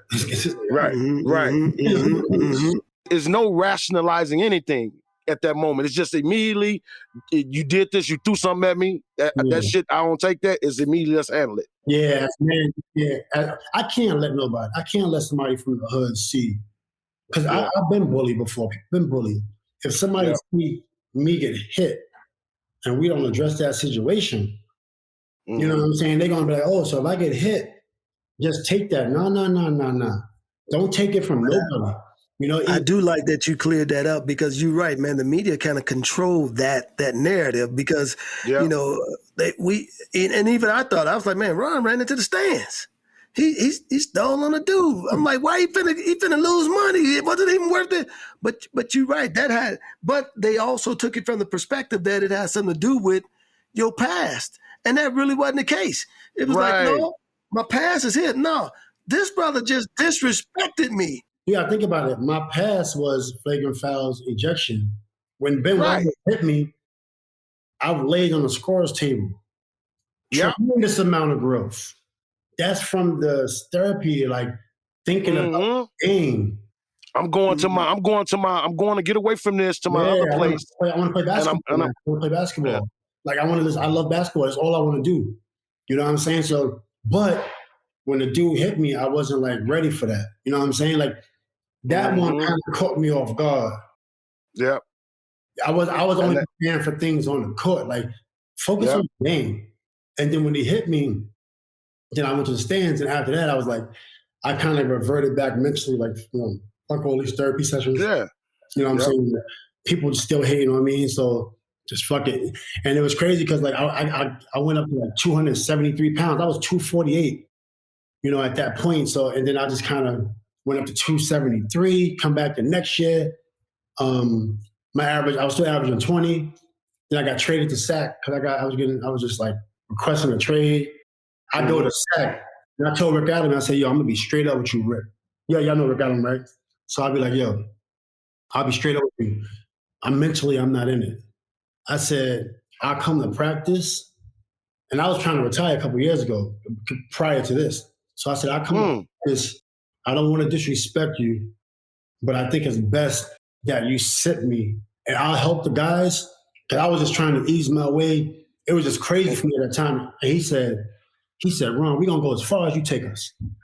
He said, I ain't sitting. Yep. He said, we're going to go as far as you take us. He said, and this is, I got to Sacramento. We was like in almost last place, right? So when he said that, it re-energized me. It re-energized me. So I started to play. We get to the playoffs. Yeah. I'm killing it. I make first team all defense within a half a year. I made first team all defense. And then we get to the playoffs, almost beat the Spurs. They won the title. But we took them to game 6. I twisted my ankle in game 6. We beat them game 1. I twisted my ankle first quarter, game 6. It was pretty much like a wrap at that time. I couldn't move. And then the next year I was 20 and I just started to play again. But Rick Adelman definitely helped me tremendously. Wow. So when he said that, that was like he was like, man, I don't care about none of that shit. I'm riding with you, man. Like, we ain't gonna, I need you out there. Like, shit, whatever you give us, that's what we going with. Yo, he said, yep, when he said, we gonna go as far as you take us, it made me feel good again. It made me feel like, oh yeah, like, cause when I was in Indiana, I get to Indiana, right? We out the playoffs. I get there, we go. Next year we go to the playoffs again, we lose, and then next year we the best team in the league. Now, next year we won 61 games. Best team in the league. Jermaine's first option, I'm second option. Right. Mm-hmm. Next year I come back, we almost go to the finals that year. Take the Pistons to 6, and they smacked the Lakers in the finals. The Lakers only won 1 game. So we was the best team in the league, second best team in the league. Pistons was the best, but we had the best regular season record. Then the next year I come back, averaging 25. My average go up 7 points. That's the year I get suspended. And then I made 13 on NBA, so it was like I was elite, right? So then I go to Sacramento. We in last place. Boom, we go to the playoffs. Almost, we almost beat the champs. Then they fired Adelman and they got rid of Bonzi Wells, so that kind of messed us up. Like they're rebuilding, so we're rebuilding. But I was balling. I was still averaging 20, all team, all defense. Then I go to Houston. I get traded to Houston.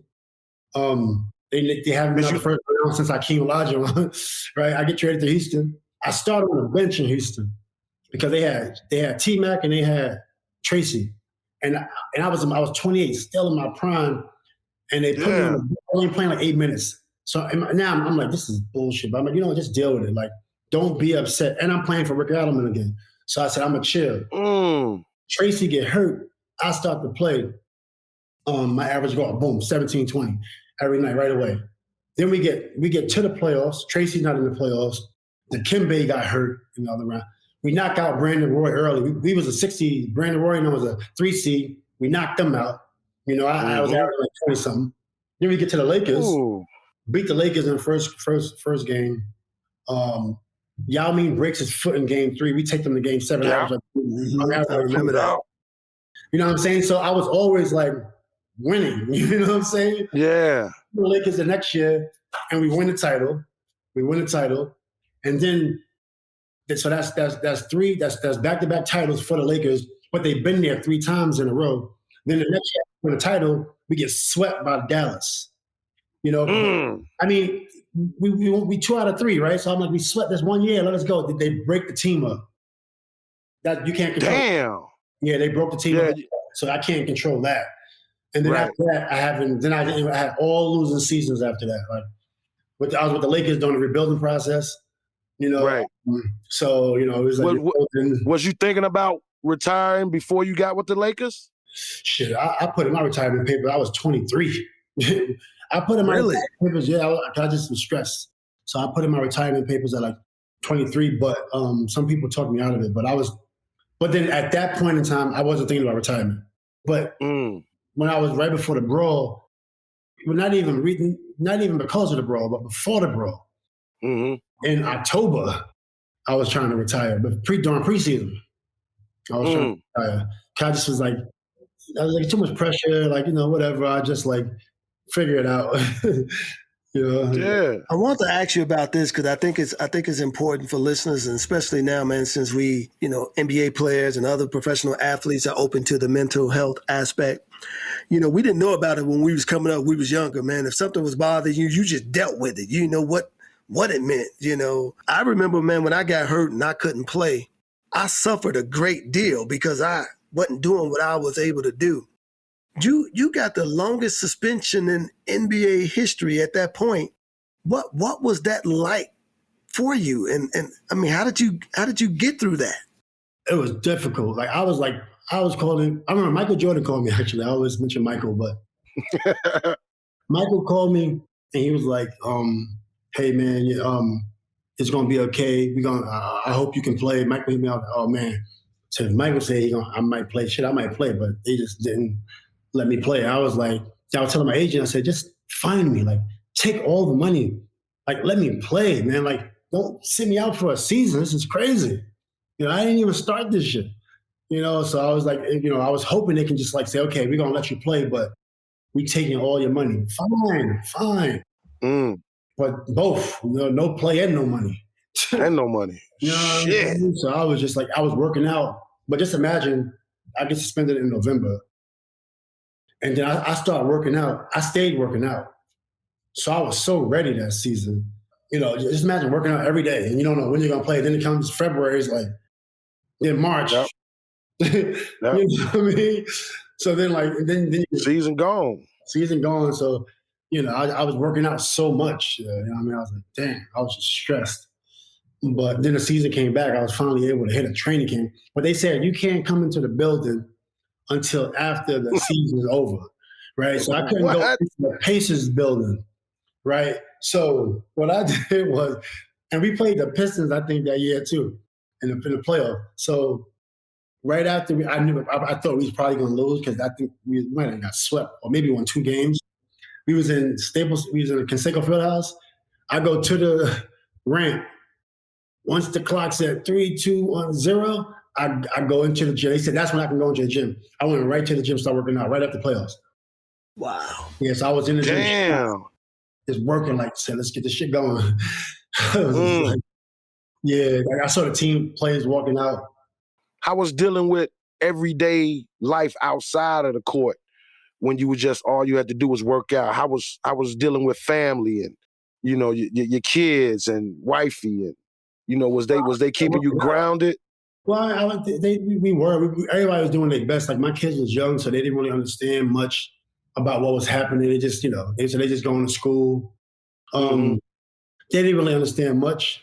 I mean, everything was in my agent's hand and my MBA's hand. So we just life was normal, just chilling and working out. How was Pops? What did the say about this? The Players Association. What was their take on it? Well, what I did wrong, I think, was we all had the same attorney. We went in together. I feel like I should have went my case separately because I got in the most trouble. So right. I was I needed to make. I was never able to speak about it. I'm saying I want to tell my story. I wanted to talk right then and there. I didn't want to wait. Yeah. Wait. I wanted to talk that night on TV. You know what I mean? Yo, this dude an asshole, man. Fucking guy hit me, man. Straight like that. I didn't want to be yo, but my client, I'm an attorney, he can't say nothing. I wanted to be yo, that was some bullshit. Yep. You know what I mean? That's some bullshit. Because the thing is, like you said, you was shit, I played to the end of the whistle. I knew he was going up for a layup, but I wasn't finna give his ass no freebie. And I knew we had the game. He said something too. He was somebody interviewed him. He was I don't know what Metta was thinking. Ben play hard. I'm not gonna. Is you open for a layup? No layups. You know what I'm saying? Right. and it was a soft foul. It wasn't even a hard foul. But I think Ben was mad because they was down. Yep. And Ben is passionate, and actually his dad passed away too. I think the day before the game, Ben's dad passed away, which I didn't know. Played, right? So it was a lot going on. Not only being down 20, then your dad passed away, and then your rival. I mean, me and Ben, there's nobody competing for Defensive Player of the Year, just me and Ben at that time. So your rival just pushed you. And he's probably all right, you want to push me? Well, let's fight. Yeah. You know what I mean? And in my mind, when he pushed me, the first thing I did when I fouled him, I had my hand was low on my hip, but I was just I was saying oh, my bad. But it would just happen so fast. I couldn't say sorry fast enough. Then he pushed me. So when he pushed me, I'm just like, all right, whatever. You know what I mean? But like you said though, Metta, it goes back to your training. You immediately recognize, let me get away and go to my place and chill for a minute. Let me go down on the scores table. Yeah, I was just trying to be like, let's take it easy. If I get away from him, he can't push me. You know what I'm saying? Well, it wasn't even that, because when he pushed me, my momentum was going back. I wasn't even trying to go back and fight him. Right. So my momentum was going back. Then the ref grabbed me, so I'm just going backwards naturally, wherever it takes me, you know. And then I wound up on the scores table, and Vince's like, "I'm going to kill you. I'm going to fight you." Everybody's in between.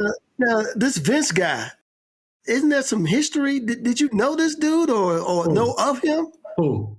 The Vince guy. What was his name? The guy who threw the stuff at you. Or whatever. His name was John Green. Yeah. Did you know him? No, I didn't know him at that time. But after I got suspended, then I reached out to like talk about what happened, because I was like, it been bothering me for years, yo. You know what I mean? This took a chunk of my career. You know, when you talk about stats, like I could have been maybe somewhere else, like a couple notches up. Like, took a chunk of my 86 games, a lot of games.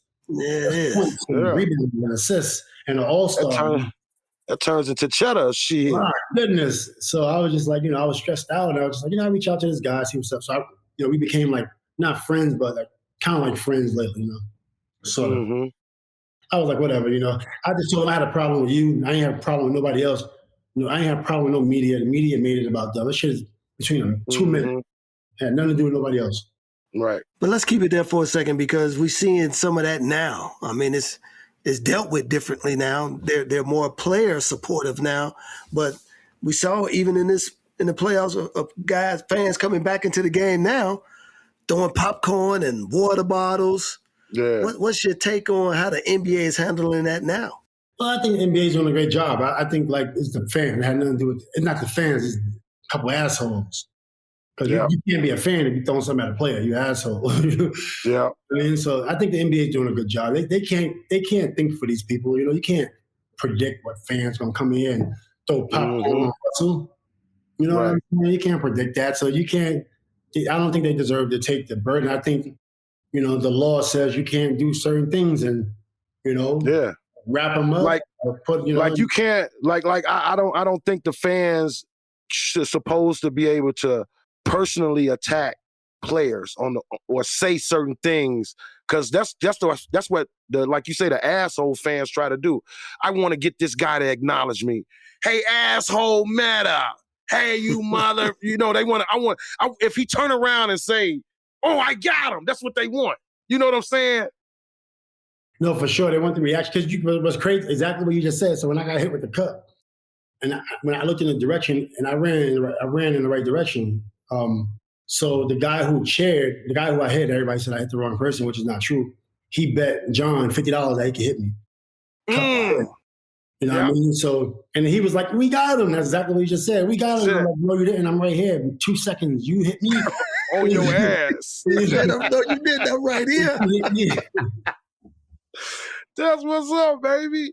Hey, man. Hey, out of all of that, how did Papa feel about it? Your dad? He was just like, it was normal day at the office. This is normal. Like everybody, America's like, "Oh my goodness." I go back to the hood. Everybody, "Yo, what up?" Right. You know what I mean? We see you had to go in the stands on a motherfucker. Like, man, we don't play that shit. Like, we don't play that shit. Yeah. It's like, my dad was just like, son, just try to relax. Try to relax. Hey. Yeah. Well, listen, Matt, we want to, because man, we've had you for so long now. Your relationship, like with Kobe and the passing of Kobe, man, and your thoughts on that. Yeah, for sure. Have you ever met Kobe? I've met him one time. I met him one time in LA at his.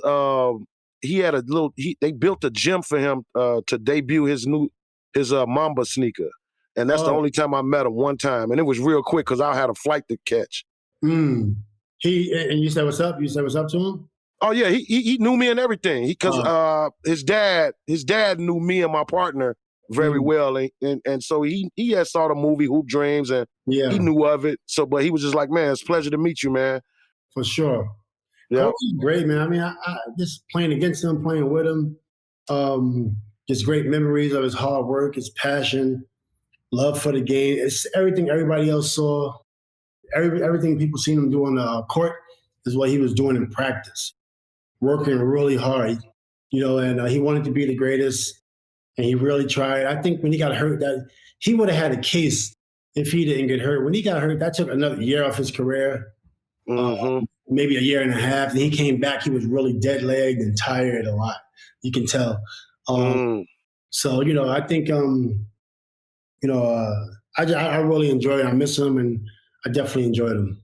You had that funny quote that you said that you said, Kobe passed me the ball. Kobe never passes me the ball. Right. I mean, but that shot won a championship, though. You gave him a championship. Hey, man, I was one of y'all who win that damn game so bad, but I was in my head like this watching the TV. Kobe, you better pass him the damn ball. He wide fucking open. That's how I was. I know, man. I was for sure open, but at that point, I was just like, when you're playing with Kobe in a triangle, you just got to be ready. You just got to be like, you're in the corner. If you're spotting up in the corner, keep your hands ready, sit down. And triangles it's really like how we learned to play as kids, fundamentals and stuff. So I was just waiting just to I didn't want to be like hands down or not in a shooting stance. And so I was just down and he passed it. And it wasn't a fancy move. It was just when he passed it, Paul was kind of over there. So as Paul was running to me, I just did a small jab. He took a half an inch back, and I just shot it, But that was, that was all generated by Kobe because everybody was looking that way. And in my mind, I mean, that moment, if you look at all my games in the playoffs I had before that, I had big games against the Spurs, had big games against the Lakers, big games against the Celtics. You know what I'm saying? Like, so it wasn't in my mind. I'm still like, I think I'm the best in the world. Right. So the moment wasn't beyond you. That's basically what he's telling us. He's like, hey, man, I've been doing this my whole career. No, for sure. For sure. If I mean, I'm not saying I was like an amazing offensive playoff player, but I had my fair share of big games in the playoffs, So shooting the ball, with 1 minute left is not like, it's like, you're not even really thinking about it, You're just like, whatever. Mm-hmm. Metta, most people, when they talk about Kobe, the people who actually know him or see him from a basketball, they always use this word. And some people say it from the standpoint of knowing him when he came in as a young guy, like they say he didn't go out and hang out like the young dudes did when they first got in the NBA. They was like, he's different. Like, was he a different type of guy off the court? I never really hung with him a lot off the court. But I know on the court, he brought it. He was a very serious guy. He comes to practice. He only wants to get better. So what's the coverages, what we're doing, work just talking and, get over there, get back on defense. What are you doing? You can't guard me. I'm busting your ass today. Just stuff like that. He's very, very focused guy, man. I had fun. Because, you're not always in practice with guys that's that serious. I was always that serious. But to see someone like that, like yourself, so serious, you like, this is fucking heaven. Yeah, and it's like he respects, like, you got shoot around. So in shoot around, I'm locked in, right? So if coach says they're going to move the ball over here, then they're going to go to the corner, I'm moving everywhere. I'm doing all my coverages in slow motion. Like I'm into it. And and Kobe was like, yo, he's like, you really be focused on shooting? I said, yeah, man, we got a game tonight. What you want me to do? And he was like, man, I like that. I was like, oh, so it was kind of cool that he saw that. Because sometimes you're shooting around, coach you back, they're going to run this play. And you'll see guys just standing, and you got to go through the actions, and so you can be ready so you don't get your ass busted in the game. But, I got to ask you this question, though. What's up with the R&B group Allure, baby? Oh, yeah. What's up? Come on, man. Where did you find them girls from? Man, this guy, Courtney Benson, brought them to my attention. And they had we had a great album, man. It came out on November It came out on November 23rd. I got suspended on November 19th. That album came out on November 23rd. So it was bad timing. Yeah. You know what I'm saying? It was bad timing, but it's called Chapter 3. I executive produced it. It's R&B. Like, it is dope. You know? And at that time, I was trying to do more R&B at that time. Like, I love R&B, and I was trying to do a bunch of R&B, but it just got, it was just crazy at that time. But they dope. So do you still have True Warrior Records? I don't have True Warrior Records, but we got Say So Entertainment. It's my daughter's company, music company, and we just my two sons are producing. My daughter owns the company. So the music actually really filtered down to them. Wow, from you? Yeah. Well, yeah, for sure, because I was into it, and then they like I kind of got into it when I was like 18. They grew up like from babies, like, oh, Dad, you a rapper? You do music? Like, yeah, I'm a rapper, yeah. Like, baby, I dance too. What are you talking about? What are you talking about, baby? I dance too. I should have. What you talking about? Yeah, you did. Actually, man, I went and looked at all your YouTube videos. I said, that was out here killing it. All right. That is. It's crazy. Hey, listen, man, we've had you for so long. I have another question, then my man Agee gonna hit you with our final question. But my question, I just want to ask you about what you think about guys getting paid now, like the overtime league, and what do you think? Who is this going to hurt? Will this hurt the NCAA game? Will this hurt the NBA game? What's your thoughts on that? It don't matter who's gonna hurt. It's gonna help the kids, man. So that's all. Like that's what matters, man. They're gonna some of these kids are gonna be making $100,000, $200,000. Pay for their own college, have some food, maybe send their mom like $1,000 or something, So I think it's great that kids can make money. Like, why should they not be able to make money? Everybody else can make money. If you inherited $1 billion, nobody's saying you can't have $1 billion. Right, because you was born to the right person and you inherited. You can't have that. You can't have that. Right. Yeah, I love it. I'm happy. I'm happy that because it's another avenue, for people who don't want to go to college and maybe they, want to go somewhere else and go do something else. Like, I love choices. I love avenues for young people to not be able to always follow the traditional way of something. I agree. Well, what I like about it is I just hate that, these kids, including when we were playing, we have to act like professionals, but we can't get paid like professionals. Yeah. It's true, man. It's definitely a double standard, and growing up in in our era, they didn't really have. You couldn't take money, and you get in trouble. It just doesn't make sense, man. So I'm really happy that they passed this law. I think it started in California. I think so I'm really happy about it. For sure. It's filtered. It's filtered out here too. Our Governor Pritzker, he signed it into law. So any schools, any universities in Illinois, kids can get paid from off their likeness. Man, and when did he sign that? Was that like just recent? Yeah, just like last week, like 2 weeks ago. Yeah. Yeah, that's incredible. And I know they did it in Texas as well. They can do it here too. Yeah. But my man Agee's going to hit you with this final question.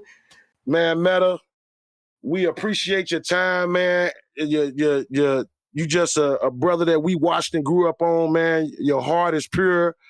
And we want to know, what is the next chapter in Metta's hoop dream? Yeah, I think that would be my next chapter in hoop dream. It probably would be coaching, and definitely coaching and winning a title, as an NBA head coach. That would be incredible. My head down with that part. I don't know if I'm ever going to get an opportunity, but that's definitely what I want. Yeah. And my head is definitely down. If I was to ever get an opportunity there, I would love to try and win a title. That's beautiful, man. I'm quite sure some people would love to be coached by Metta, Coach Metta. Some people probably won't. I'll be like, get the hell out of here with that bullshit. They need you, man. Hell they can't do that. You bring the realness to the game. But I want to say this, man. 100%. And this goes out to the NBA and everybody listening. First of all, man, you are first ballot Hall of Famer. They better take care of that because you are a first ballot Hall of Famer, man. You're a legend in the game. I appreciate, man, your heart for the hood, man, staying in your neighborhood, looking back, taking care of folks, man. And really, man, you know, your brother, man, he was just telling me, man, your heart is pure, you're real. And after spending some time with you today, man, I see everything that he was talking about. I mean, how many brothers make the league and they go to Chicago and their first stop is they go to the hood? Man, that's hard there, man. That's hard there. So, man, we appreciate you, man, giving your time today. Hey, thank you, guys. That was great, man. I'm happy I had a chance to connect with y'all. I'm the gold of my era. I've been a trending topic. I'm as fly as a feather. My pocket's macroscopic. See, with time I get better. I'm always in the action, kid. Know I got it locked from Chicago where the toughest live. Concrete jungle, earn my stripes on the pavement there. You make it here, then you can make it anywhere. No comparison. Your game is embarrassing. No one can touch me. I'm all for going there again. Yeah, I think I'm ballin' like I'm Will Gates. I'm hoop dreaming, trying to fight against a sealed fate. More faith, think I'm ballin' like I'm Agee. I'm box office and one day they gon' have to pay me. Yeah, I think I'm ballin' like I'm Will Gates. I'm hoop dreaming, trying to fight against a sealed fate. More faith, think I'm ballin' like I'm Agee. I'm box office and one day. Hoop Dreams, the podcast, an Unlearning Network production. Written and produced by Arthur Agee, Will Gates, Matt Hoffar, and Chantel Shan, with audio engineering by Matt Savage. For more episodes, check us out at www.unlearningnetwork.com. The money getters, gotta be a dog to survive in this cold weather. Ice in my veins, no need for a warm sweater. I'm coming for it all, best believe I won't let up, yeah. Hey, I think I'm ballin' like I'm Will Gates. I'm hoop dreaming, trying to fight against a sealed fate. More faith, think I'm ballin' like I'm Agee. I'm box office and one day they gon' have to pay me. Yeah, I think I'm ballin' like I'm Will Gates. I'm hoop dreaming, trying to fight against a sealed fate. More faith, think I'm ballin' like I'm Agee. I'm box office and one day they gon' have to pay me.